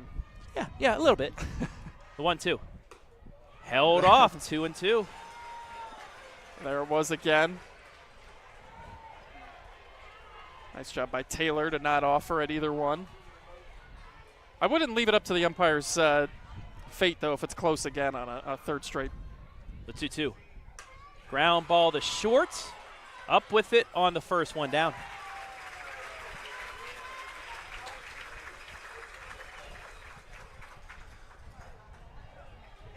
And out of the top of the order, and Quinn Patrick. 0 for 2, a ground out, and a fielder's choice. It's amazing to me, Travis. You know, we come into this game and you've got all these offensive numbers that jump off the page and are just video game-esque. But the game always comes down to pitching. And you've got 2 starters with sub-1 ERAs, and here we are in the 5th, it's 2-1. It's just pitching, you know. It's always the great equalizer. First pitch is outside. And maybe you got to think here. I don't know. I mean, you have a D1 catcher behind the plate, but if you get a base run on here, is this when you try and get that extra base? Yeah, I think it would all depend on the count for the hitter, but because you're only down 1, so you don't want to start like chasing runs, so to speak. But you are running out of opportunities. But man, that's where it gets real. That's where the chess game really begins, because it's, do you risk making it out on the base paths, or do you let your hitters try and just knock them in? Wow. Nice change up there. Take a look at the replay. That looked like the corkscrew pitch in backyard baseball that just kind of comes in at you. Oh, I love that game. Did I hear that made a comeback? It did, yeah. They re-released it, but only on Steam, I think. I haven't been able to get it, which has been disappointing. The 1-2. Fouled off. We'll go again. We had a couple former colleagues of ours come up here. What'd they call us? Oh, is it Vinny the Gooch? Vinny the Gooch. Yeah, one of yes. the commentators from that game. Yes. Sunny day. And yeah. That was such a great game. I love it I was so a big much. backyard football fan. I mean, they're all when great. They came out with it. Yeah, the franchise was just phenomenal. Yeah. Quinn Patrick trying to hit one into the backyard. Tie this game up. The 1-2 is outside and high, and again another 2-2 count.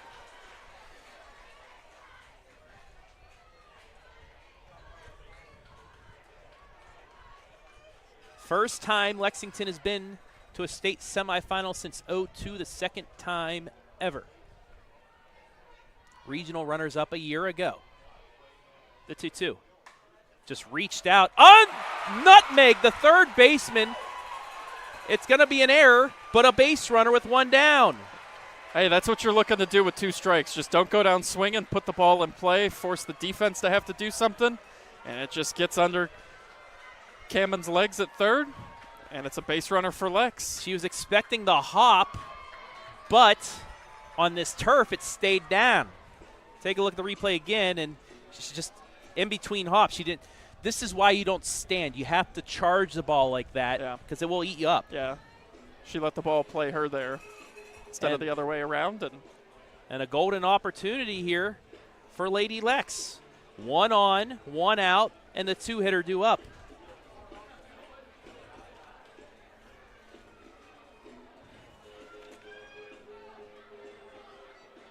Sarah Shalnett, the head coach of Kenton Ridge, out to calm her team down. Ladies, there's one out, only on first, a runner. We have the lead. Let's just continue the play right here. Lady Lex, little momentum back. Got that shutdown inning. Got a 0 up on the board defensively. You have a runner on with one out, and your 2-hitter up. They've had a base runner every inning. And that's, while it was great that they got that run last inning, it felt like, again, another missed opportunity. Well, that goes back to one of our keys, relax. They're playing relaxed right now. They're playing Lexington Lady Lex ball. Cantrell 1 for 2, would love to get her second hit here. That's in there for a strike. And also Lexington, both teams, very patient at the plate. We haven't seen a lot of 1-2. I don't think we've seen a single good morning, good afternoon, good night. We've had one as I look at the scorebook, but a lot of patience by both teams here today. Making the pitchers work. That's what you got to do when you're going up against the best. 0-1 bunt placed down, bobbled by the second baseman. Just out, though. Runner moves up. Boy, 2 down. Let's take a look at the replay. I don't know about this one. I thought she was safe. The ball was bobbled, which gave her a little bit extra opportunity. Ooh. That's really, really close. Umpire was behind the play. That's one of those two where even if we had replay, which thank God we don't have replay at the high school level, because I think it's just been overused to the extreme. Whatever that umpire would have called, I don't know if he would have been able to overturn it. That was really, really close. That was really close. But this is what happens. They're playing Makaree Chapman. Runner in scoring position for Chapman. So nonetheless, it could have been the go-ahead run on first, but they still have the tying runner at second with your best hitter, probably one of the best hitters in school history, at the plate in a clutch moment. Yeah, this is you do have first base open. Also, the wind's starting to blow out to left field.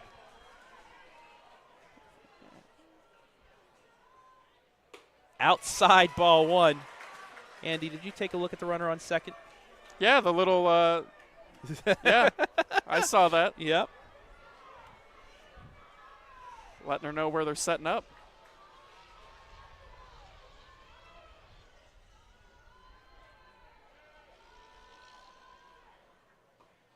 Check swing, didn't go. Check down the third. Nope. 2-0. And you got to think she is going to pitch her. I don't think Makaree Chapman's going to get a good pitch here unless it's a miss. Yeah, I would. You got to be very careful here. And if you're Chapman, you're probably taking. Thornton on deck. She's 0 for 1 with a walk. Oh. Chapman gets a hold of one. Back to the track. Off the fence. We're tied. Chapman's going to have her second triple of the game. Lady Lex has tied the semifinal. And they did give Chapman a pitch to hit. And they gave her the green light. Not that it was 3-0, 2-0 though, but she hadn't really been throwing anything close. Leaves one out over the plate. Chapman doesn't miss. A tying triple, her second one of the game. I thought it was gone off the bat. But she was about 3 feet from giving Lex the lead, but she's only 60 feet away now from doing that. Second triple of the game. First pitch to Thornton taken for a ball. And you wonder if the wind knocked that one down, because that ball was smoked. But that's the hit they've needed. You know, they kind of manufactured that run last inning. But you need that hit to really shift the momentum. Looking at the record book, since this is the first year for D7, this would have been a D2. That would have tied the state record. D3, we have 3 triples. The other 3 divisions had 2. So she is tied at least 3 divisions for triples in a state tournament game. That's taken for ball 3. What's interesting, too, is each triple has been to each part of the outfield. Yeah. She's gone to left, and she's now hit one to right. So there's not really a spot to pitch her. She can take you opposite field. She can pull it. The 3-0. in there for a strike. It's 3-1, caught the outside corner. Momentum shift. That's big. That's a big run. You've scored now in 2 consecutive innings. But I'm sorry to bring it back up, but that play at first, she's on first base. That triple gives them the lead. Ground ball to second. What Whoa. a stab! What a play. Take a look at the replay as we end the half inning. Lily Beautiful Folk. stab by Folk to keep this tied. Lady Lex, though, on the bat of Makaree Chapman's second triple of the game, has tied it up at 2 as we head to the bottom of the 5th here inside the 5th inning stretch. 5th inning stretch brought to you by American Homestead Exteriors.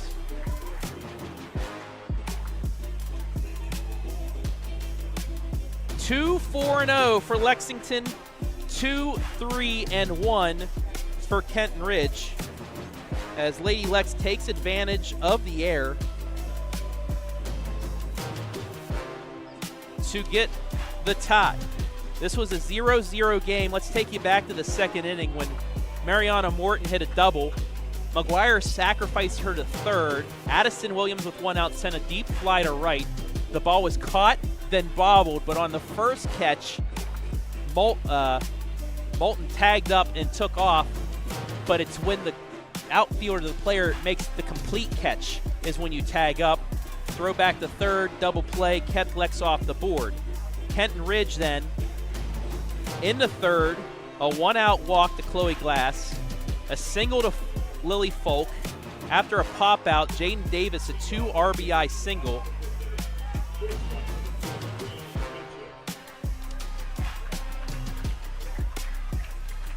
Made it 2-0, but then top 4, an RBI ground out by Williams, made it 2-1. And then you just witnessed the near 2-run homer, but it was a triple, the second of the day for Makaree Chapman. RBI triple, she's 2 for 3. It's 2-2 here, bottom 5. First pitch was a strike. Second one just misses, and it's 1-1. To the 8-hitter, Fingham. And again, if you're Lexington, just keep the pressure on them. They haven't lost a game this year. You're getting them into some unfamiliar territory playing this close game, especially in this tournament. We talked about 83-3. They've outscored the opposition. Here you are tied 2-2, bottom 5. And really, Lex should have more than the 2 runs they have. You had the bang-bang play at first, which could have potentially been another run. The double play on the bobble to right field in that first inning, or second inning, excuse me. Yeah. You could have 3, maybe 4 runs. But also, in that Lex dugout, that's exactly what you're thinking right now. We're good. We're hitting the ball. It's just defensively, can we keep putting up zeros? That was an offer. Strike 3, 1 down. So she checked her swing last pitch, but then Makaree gets the swing for strike 3. So 1 down. This is where Chapman has been great today. Hitters 5 through 8 are now 0 for 8. It's been everyone else in the lineup that has caused her issues, including the number 9 hitter here, Chloe Glass, who had a leadoff walk. Or 1-out walk. Yeah, 1-out walk, excuse me, that came around and scored in that 3rd inning. Chapman gets ahead of her once again, 0-1. She was ahead 0-1, then threw 4 balls, hoping to avoid that here. The 0-1. Little fly ball to the left, playing in, making the catch is McGuire. She was playing in against the lefty and is able to make the catch as she disappears into the pole. Not an easy play by McGuire, too, running out of real estate over there. Ends up coming up just short of the fence, able to get her hands up there and safely make that catch. But that's always a tough play because you know you're running out of room over there. Yeah. And the way that left field juts out. It juts out, and then it's, suddenly you're out of room. That's a big hit, though. Into the gap. That's going to be 2. Might be 3. Nice play off the fence, though. It's bobbled. She's going to get 3. So a 2-out triple by Folk. I'll be curious, though. That might be a Maybe double, a double and an error. Yeah, we'll see what they scored officially. It is a hit. But I think she was thinking through. They Yep, do. it is they a do hit go and an double error. So a double and an E8. Still 2 out, though, as we will have a mound meeting. Take a look at the replay one more time. Brought to you by Rinehart, Walters, and Danner Insurance. Yeah, perfectly Watch placed. the bounce, though. Yeah. She had a good bounce, but on the exchange, transfer. Yeah, the transfer. Kind of bobbled it. Yeah. Still 2 out, though. Chapman has a chance to escape this little jam after tying things up. Amazing how evenly matched this game has been. Each team 2 runs, each team 4 hits, each team has made an error. I mean, this has been as good of a game as you could have hoped between these two. Now, the error hurt Kenton Ridge. Will the error hurt Lexington here? We'll see as Fife is up. Singled into first, flew out to right. Pops this one up. Is it going to stay in play? No, it's a foul. 0-1.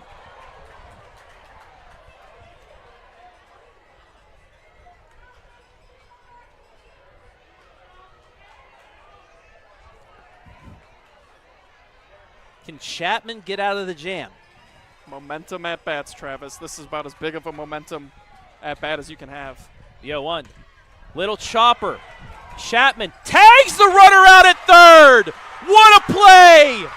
Makaree Chapman with the heads-up play. She wasn't going to get the runner at first. And Lady Lex escapes as we take a look at the replay. Watch this, Andy. That's the Presence of mind. Only play she could make. You absolutely nailed it. That's the only thing she could do. Heads-up play, gets the tag. We are tied going into the 6th. Woo!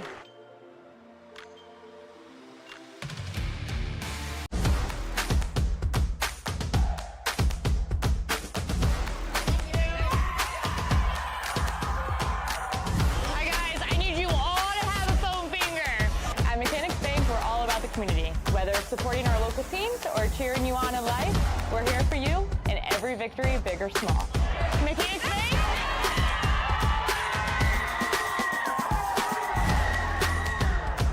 That's better.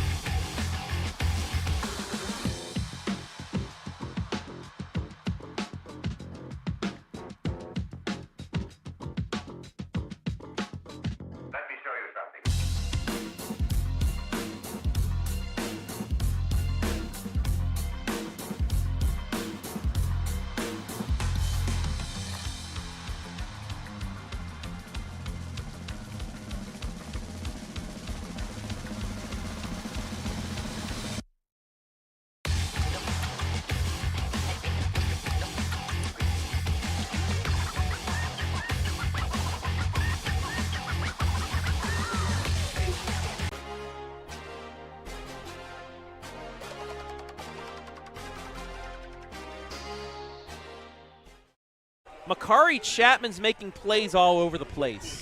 Tied the game with a triple off the top of the fence and the top of the 5th.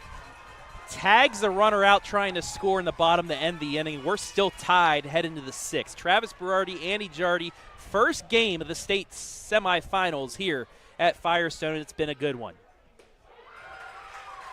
First pitch, change up to Moulton, taken for a strike, but man, Lexington making some big momentum plays. Yeah, and we talked about it during the break too. Folk, you could appreciate the aggressive base running there because line drive down the right field line. It tucks itself in. It's a leadoff base hit.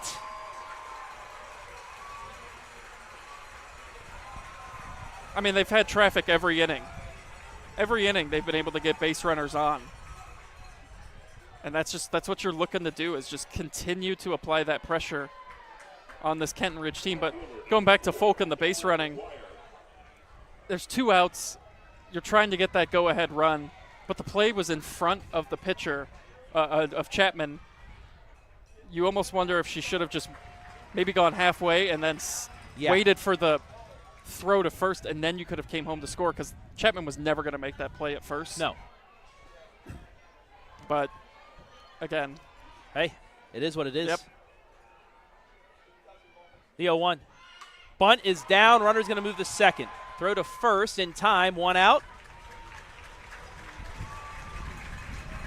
Second sacrifice of the day for McGuire. Does her job. Gets Moulton into scoring position. And now Williams, who's 0 for 2 but does have that RBI for the first run, is up.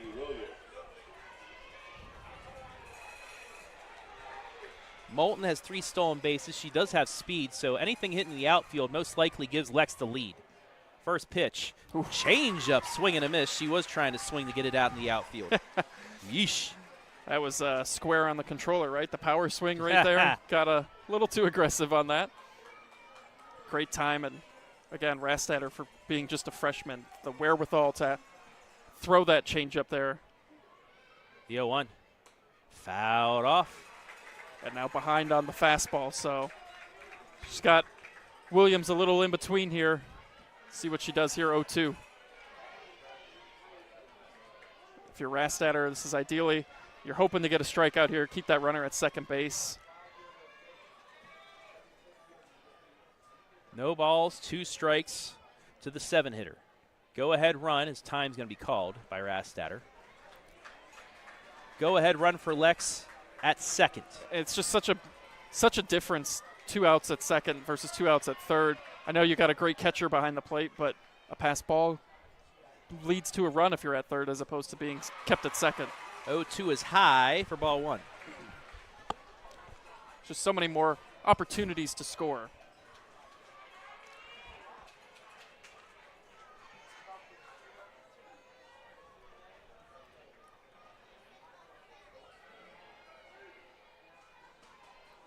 The 1-2. Outside. We're even at 2.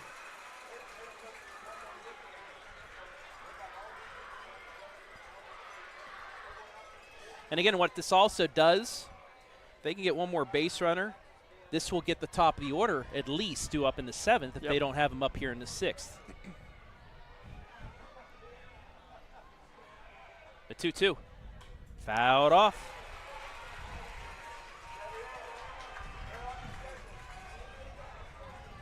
Such a battle here from Williams. Again, it was her. Should have been sac fly to right field. She got a hold of one. Bobbled, led to a double play. The 2-2 pitch. Change up. Fouled off. Lucky it was fouled off because that went to the backstop and the runner could have moved to third, but she did just get a piece of it. 7th pitch of the at-bat due up.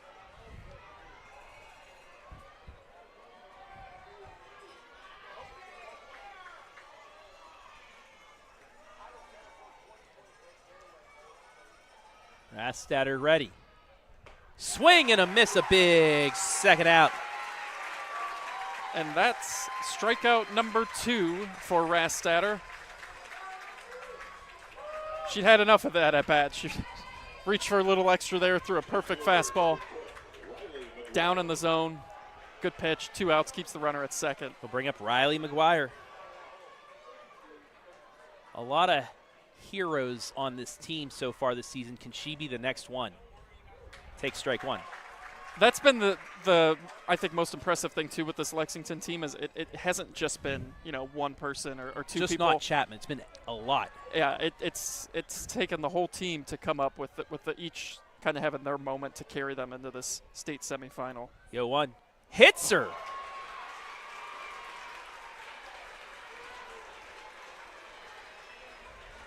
So that assures the 9-hitter will be up here.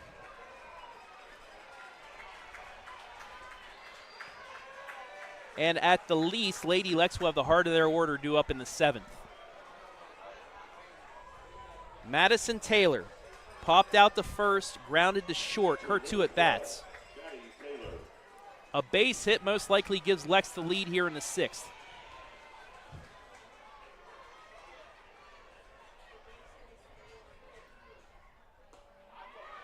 misses outside for ball one.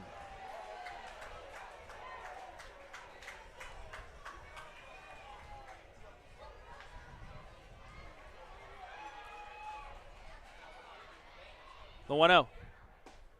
Low for ball two.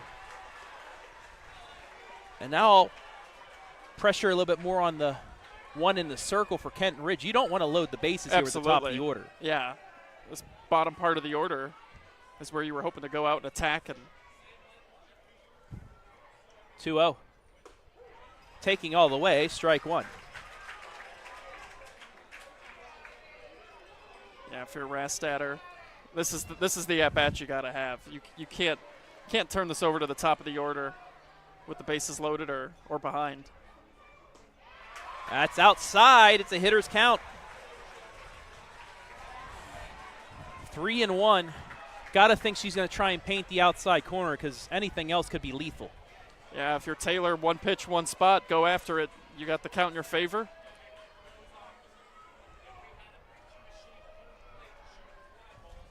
3-1 pitch.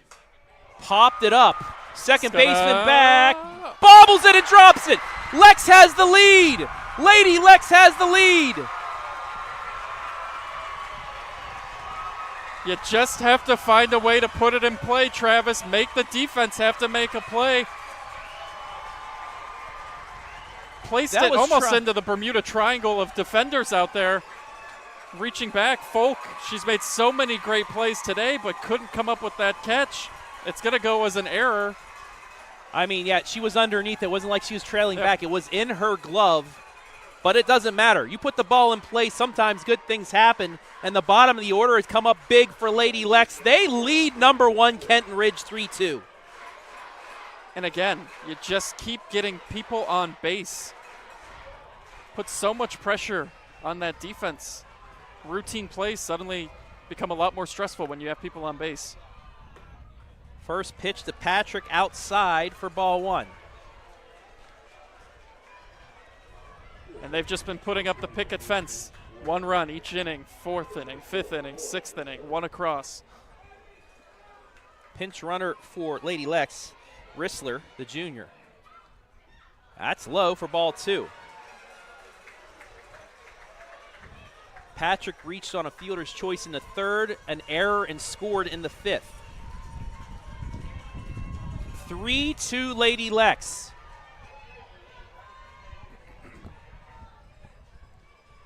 The 2-0. High for ball three. Alexis Cantrell on deck. She already has a hit today. And now you're suddenly getting into some territory here if you're Lex, where, you know, one hit could be crooked number situation here. 3-0. Bet she's taken here. She does for ball four.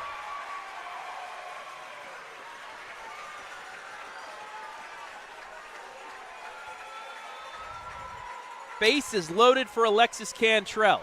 This has been like some guards ball, Travis, with the way this inning has unfolded. Single, sack bunt, strikeout, hit by pitch, error that scores Moulton, and now a walk. The bases are loaded. Still 2 outs. And a hit from Cantrell here could go potentially a long way in deciding this one. First pitch to her. Change up in there for strike one, and a great get-ahead pitch there. Yeah. And now we're going to have maybe a pitching change. Yeah, I think that might be. I mean, you're ahead of the hitter 0-1, but tough position to be in here. Base is loaded. This is how the inning started. Moulton with a single down the right field line, moved to second on McGuire's sac bunt. Addison Williams struck out on a 2-2 pitch, but then Riley McGuire hit by pitch. Madison Taylor with a ball almost into no man's land that's dropped, allows Moulton to score. And then Patrick with the walk, bases loaded. Lady Lex up 3-2 on 30-0 Kenton Ridge. And they have a chance of, I'm going to say this now, they need more than just one run in this inning. Agreed, yeah. 0-1 to Cantrell. Popped it up. Inning over, but Lady Lex has a 3-2 lead over 30-0 Kenton Ridge through 5.5. We'll be back for the bottom of the 6th.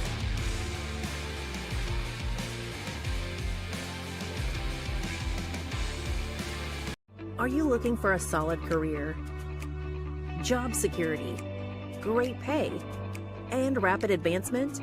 An important role with a global leader that invests in state-of-the-art technology, develops world-class solutions, and is committed to a cleaner tomorrow? Yeah, we have just what you're looking for.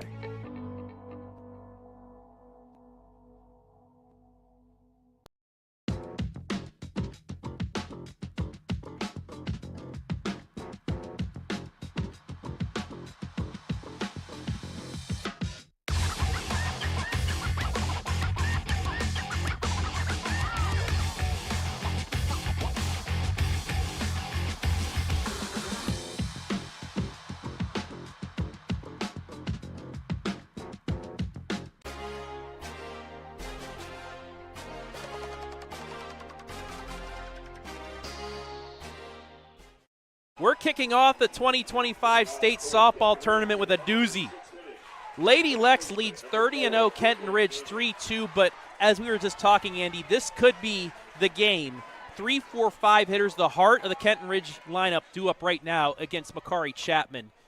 Little blooper, just foul. That just went foul. You could see where it the, pick up right in front of this. Yep, right in front of this umpire. Yeah, that was close. Game of inches. Every sport has a game of inches. That right there was one. It was funny too because Moulton and the third base umpire kind of had a little bit of a moment there because when he signaled foul, she had to duck out of the way of him, and as she was jogging back, they kind of had like a little interaction there. That was really, it's really funny. They were both chuckling about it. That's bobbled for ball 2. Davis, 1 for 2. That 2 RBI single got Kenton Ridge on the board first. The 2-1. Low for ball 3.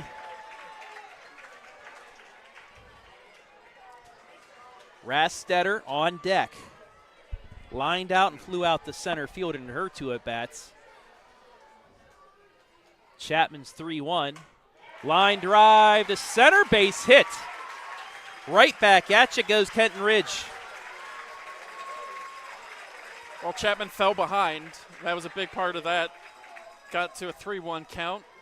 Davis wisely just does nothing, puts it in play, gets a nice hit up the middle. Leadoff man on. That'll bring up Rastatter. Wind blowing hard out the left now. First pitch is outside for ball 1.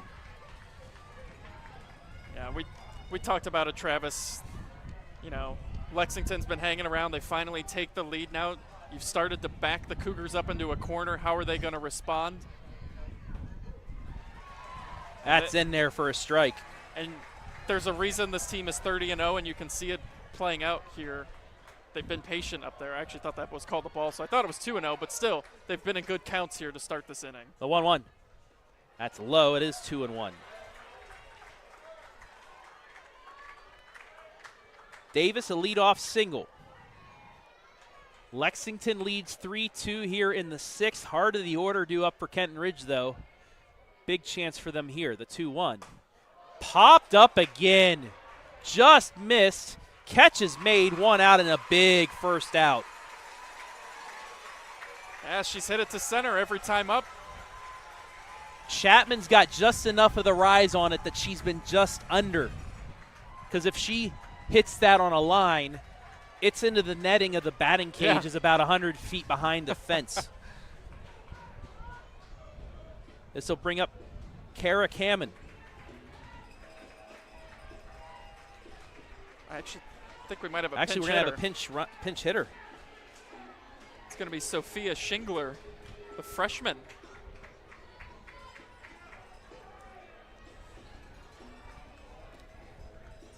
So Cameron was 0 for 2.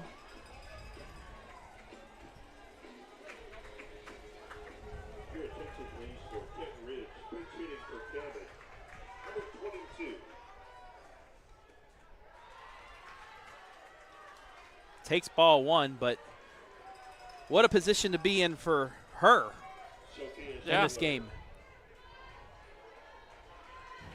One of 6 freshmen that make up this Kenton Ridge team. Fouls that off. It's 1-1. And an interesting position. I mean, sometimes you got to shake things up, but against Chapman, you haven't seen what she has. You have to go early in the count in a position like this. The 1-1. Swing and a miss on the changeup. We've seen both pitchers just do an excellent job at throwing the off speed at the right time. Another great example of it there to get ahead in the count. A 1-2. Check swing, runner went. Stays 1-2.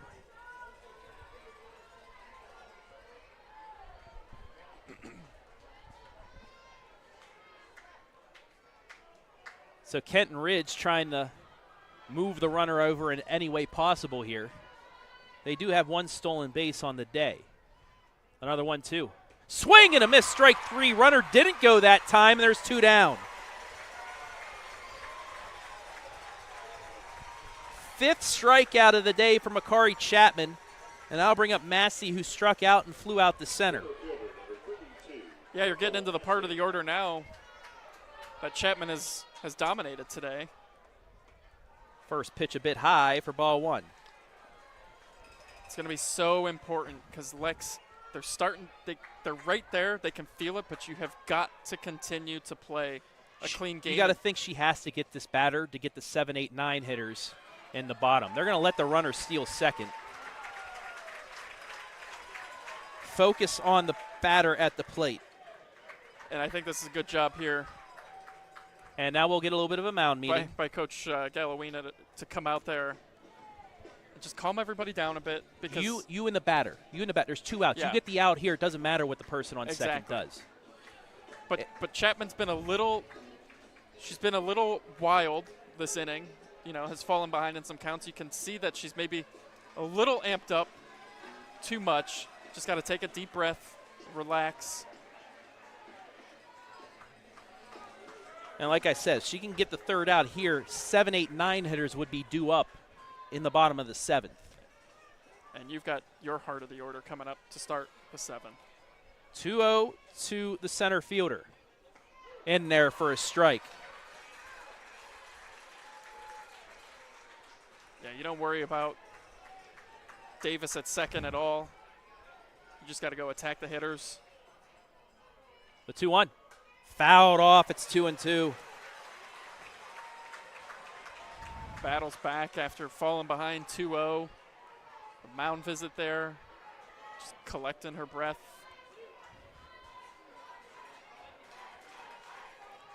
Two's on the board. Tying run at second. The pitch. Swing and a miss. Strike 3. Makaree Chapman's gotten out of it. Back-to-back Ks for the 2nd time today. Kenton Ridge strands the tying run on second. We head to the 7th. Lady Lex 3, Kenton Ridge 2.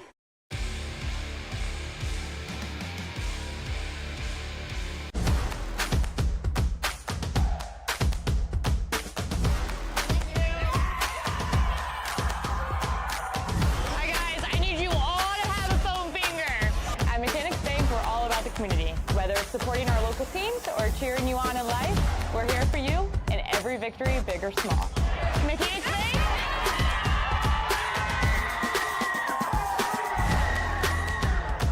That's better.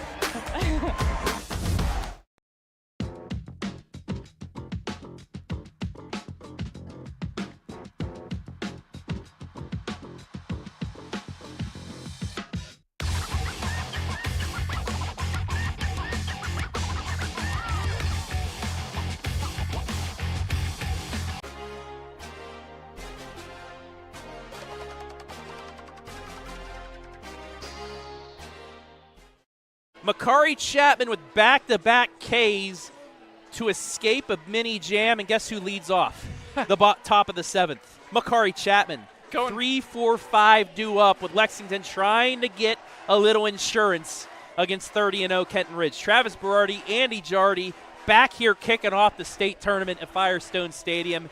And boy, has it been a good one. Oh, it's been a fantastic game, and going for history now too, right, with triples in a game? Yes, she could tie the pre-7 division record. D3 had that. But yeah, another triple would put her into the record book for the most triples in a state tournament game. Yeah. She'd like to hit one over to give a little insurance for herself, though, or as they call it. Yeah, Tawny Rogers in 2011, 3 triples in a game. First pitch to Makaree, high for ball 1. She has tied a couple others, though. Hit one to left, hit one to right.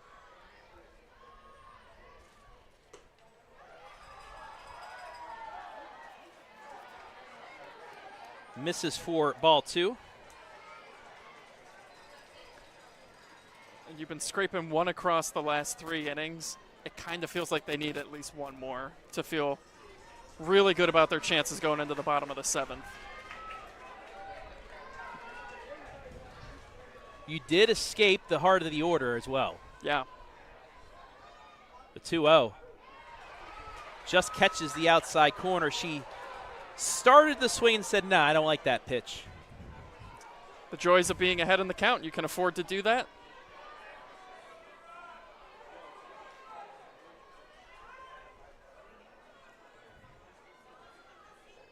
Two and 0. And she calls time. It's a 2-1 count.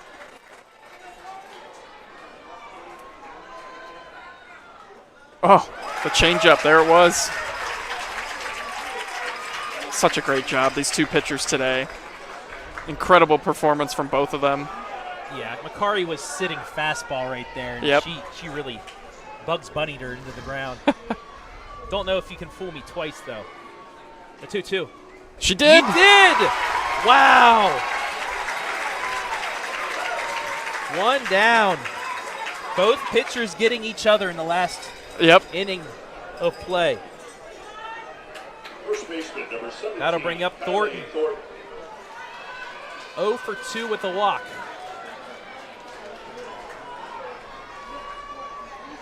Lady Lex with 1 in the 4th, 1 in the 5th, 1 in the 6th to lead this 3-2. She takes ball 1.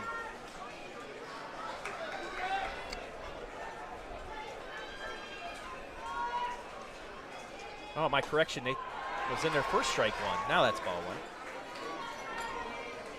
1. Umpire has a little delay. Yeah. I mean, he's done it all game. Yes. That one fooled me a little bit. But nonetheless, now it's correct with ball 1. And we can't quite hear if he's saying strike or, ball or where it's missing off the plate. I can barely hear him in there, but we do have headsets on. That changeup just dropped at the knees. She's utilized it a lot here in the 7th. You're going to need a Phil Mickelson 9-iron if you want to hit that. The 1-2. Foul down the line. Hello. Thankfully, it didn't hit anybody in the stands. That ball was smoked. Again, I'm happy I'm not shooting a highlight of this game and actually doing a stream because I'm not down at that camera that got decked twice.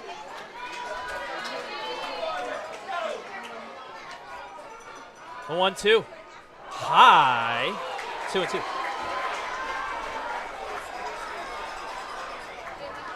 Moulton on deck. 2 for 3, a single and a double. Would love to have a runner in front of her on base. Yeah, no question. Feels like you're going to need one more if you're Lex. 2-2. High for ball 3. Count is full.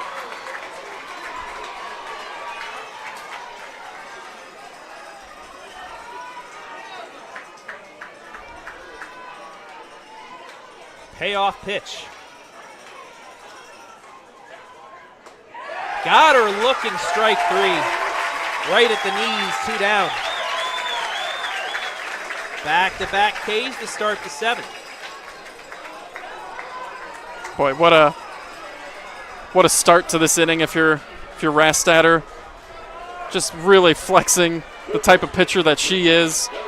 You come out, you're trying to put up a 0, you're going through the heart of the order, and you strike out the first 2. I mean, just so impressed by both these pitchers. Moulton outside for ball 1. Rastatter, 4 strikeouts, all coming in innings 4 through 7. We talked about it. It's been why Lex has this lead. They haven't, until more so recently, especially in this inning, they haven't really struck out. So they've been able to just put the ball in play. They have forced the defense into making routine plays that they've coughed up 2 of them, and it's why they've got a 3-2 lead here in the 7th. 1 ball, 1 strike, 2 down, top 7. Lexington looking to add on. Change up, pop up. Play is made. Lady Lex goes down in order, but they're 3 outs away from their first ever trip to the state championship. 7-8-9 due up for Kenton Ridge after the break.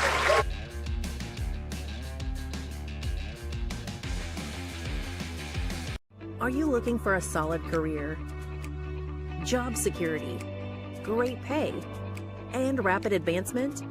An important role with a global leader that invests in state-of-the-art technology, develops world-class solutions, and is committed to a cleaner tomorrow? Yeah, we have just what you're looking for.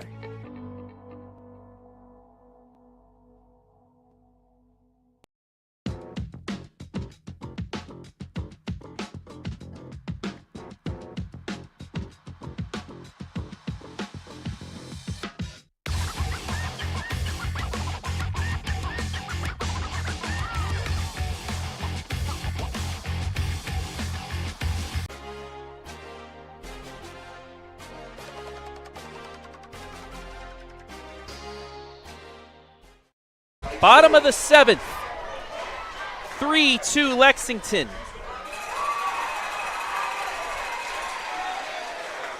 Seven, 8, 9 hitters due up.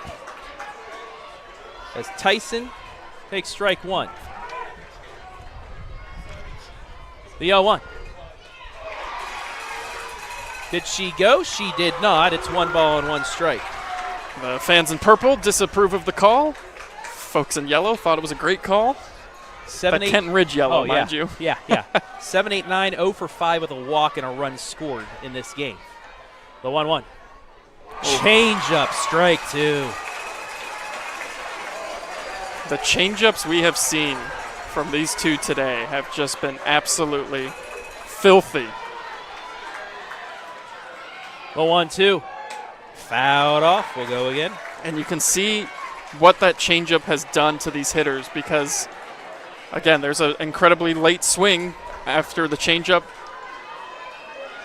You throw that fastball in there. See if she goes to the off speed again here. The 1-2. Line drive the right base hit, tying run on. Almost a throw. Yeah, I was going to say, not so fast, my friend.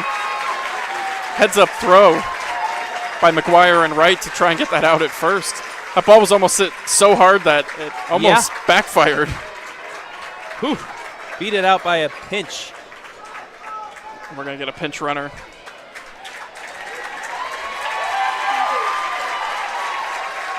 Last 3 outs are always the hardest to get. That they are, and a great start for Kenton Ridge. They get the leadoff base hit, 6th hit of the game.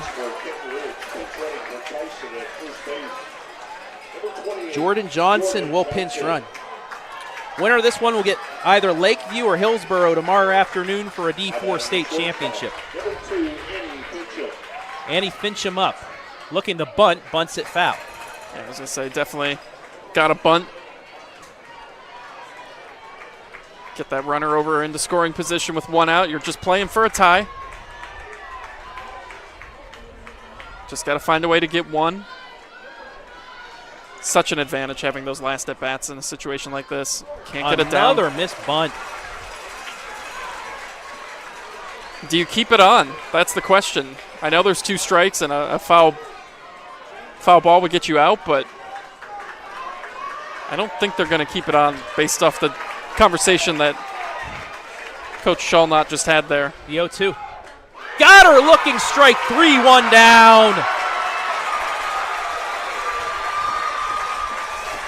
Tough at bat there if you're Fincham. Couldn't get the bunt down and couldn't put a play or advance the runner, so big first out for Chapman and Lexington. This will bring up Glass. Walked and scored in the third, flew out to left field in the fifth on that short little pop-up. Delayed steal.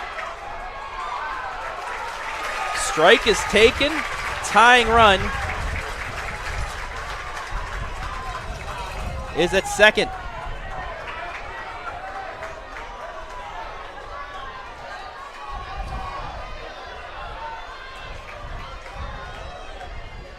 The 0-1.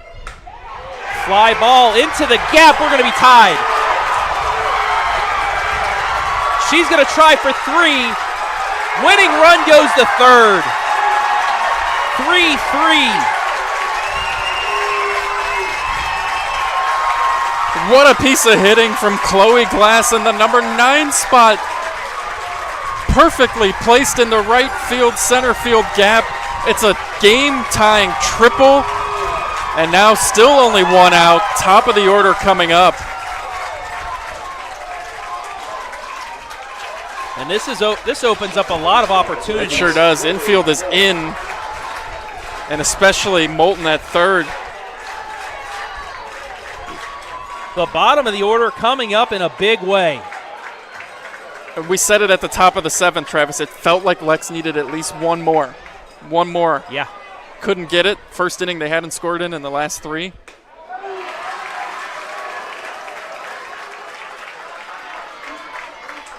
Ball 1.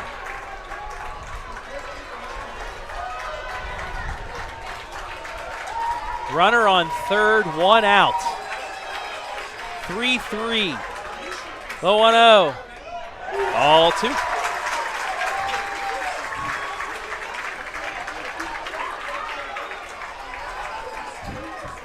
And one thing you got to be looking at for here, too. And I think they're going to put her on, yes. Does he do it again? Do you just load the bases here? I think he is going to. Yeah. Yep.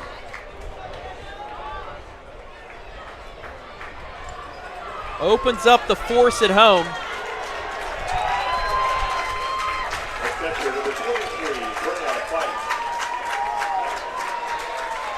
Yeah, and he's trying to get their attention. Hey, I also want to intentionally walk her. That's going to bring it up to Jaden Davis. Davis, 2 for 3. Infield in, outfield in.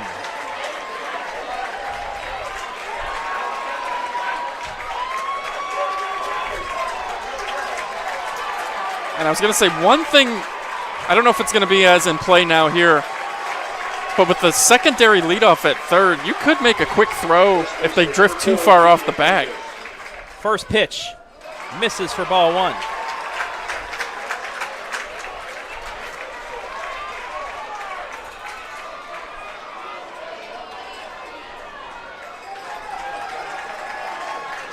The 1-0. Change up, misses for ball 2.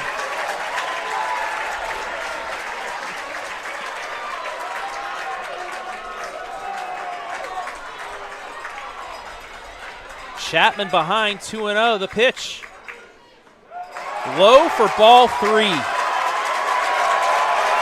Well, if you're Davis, you're obviously taking, and you might be taking, can take a few here. Force Chapman to get it in the zone. This is it, the 3-0. In there for a strike, and she was taking it 3-1. And now you're locked in, you're ready to go. Look for your pitch. Do we see the changeup? Does she? I don't think you can when you're behind in the count. Pop fly. Kenton Ridge is going to the state championship game.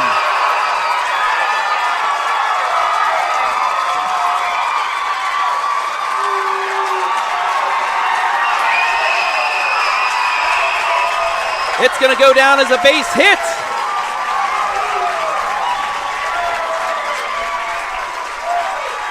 what an incredible game this was.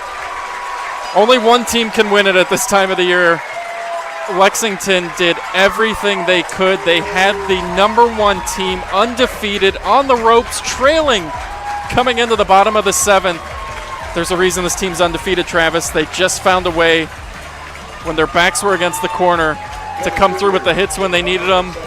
An incredible game from both teams. Only one team could win. Someone had to lose. It's really what it comes down to.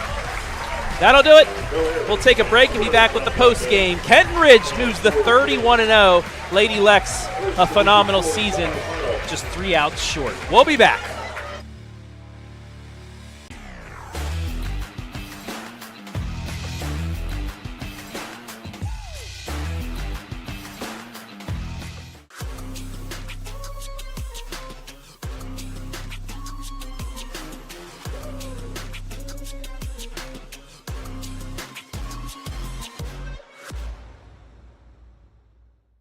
Looking for the best high school sports coverage in Ohio?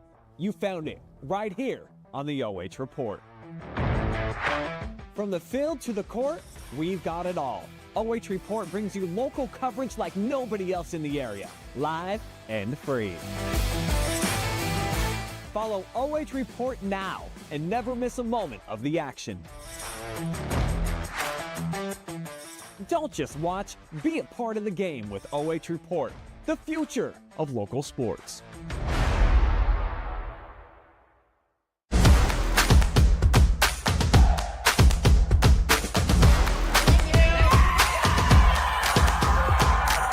Hi guys, I need you all to have a foam finger.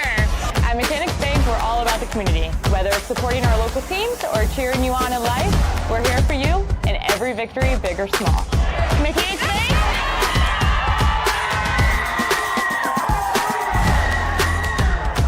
That's better. Are you looking for a solid career? Job security, great pay, and rapid advancement? An important role with a global leader that invests in state-of-the-art technology, develops world-class solutions, and is committed to a cleaner tomorrow? Yeah, we have just what you're looking for.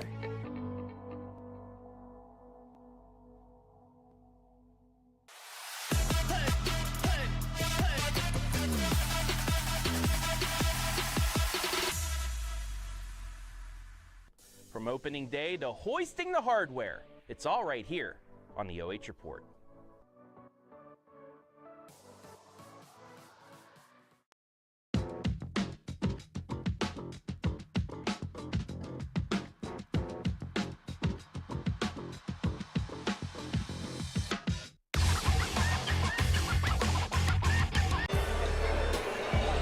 Back here inside the American Homestead Exteriors post-game show.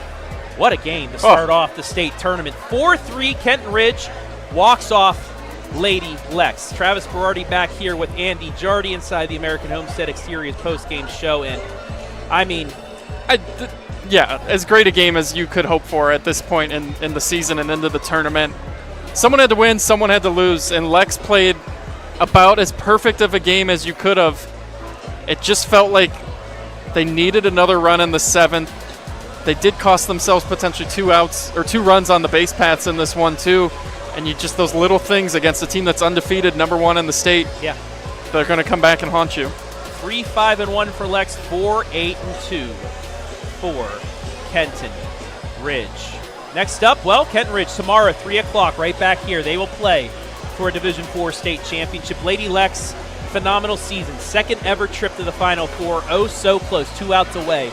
They finished, though, 24-4 and regional champs for the 2nd time ever. Any last words, Mr. Jardy? For all you folks, the MVP brought to you by Rinehardt Injury Attorneys. We'll have the press conference. We'll have that posted later on here today for you guys. And don't forget, later on as well, Mohawk, Monroeville, the D7 semi. We will have a team in the championship game. Who will it be? We'll find out. But any final words, Mr. Jardy? Incredible season for Lexington. What a magical run this was. They were right there. I know that this is going to sting, and it should. Don't get me wrong. But, man, did they play a great game today and just came up. Nothing to hang your head on. The team's undefeated that you lost to, and the best in the state. That'll do it for this special presentation of the D4 State Semi. I want to thank everybody who helped make things possible today. Mr. Andy Jardy, as always, pleasure. Brandon Powell, phenomenal job as always on the camera work. And all of our sponsors, Strategic Outdoor Solutions, our scoreboard sponsor. Rinehardt, our MVP sponsor. Pregame, fifth inning stretch, postgame sponsor. American Homestead Exteriors. Rinehart Walters, Danner's Insurance Agency, our instant replay sponsor. And our commercial sponsors also, Charter Next Generation and Mechanics Bank. Want to thank the fine folks here at Firestone Stadium. They always do an amazing job with this tournament, as well as the OHSA for allowing us to bring you this special presentation. Kenton Ridge moves to 31-0. They score 2 in the bottom of the 7th. The walk-off Lady Lex 4-3. For Andy Jardy, for Brandon Powell, I'm Travis Berardi saying so long from Akron.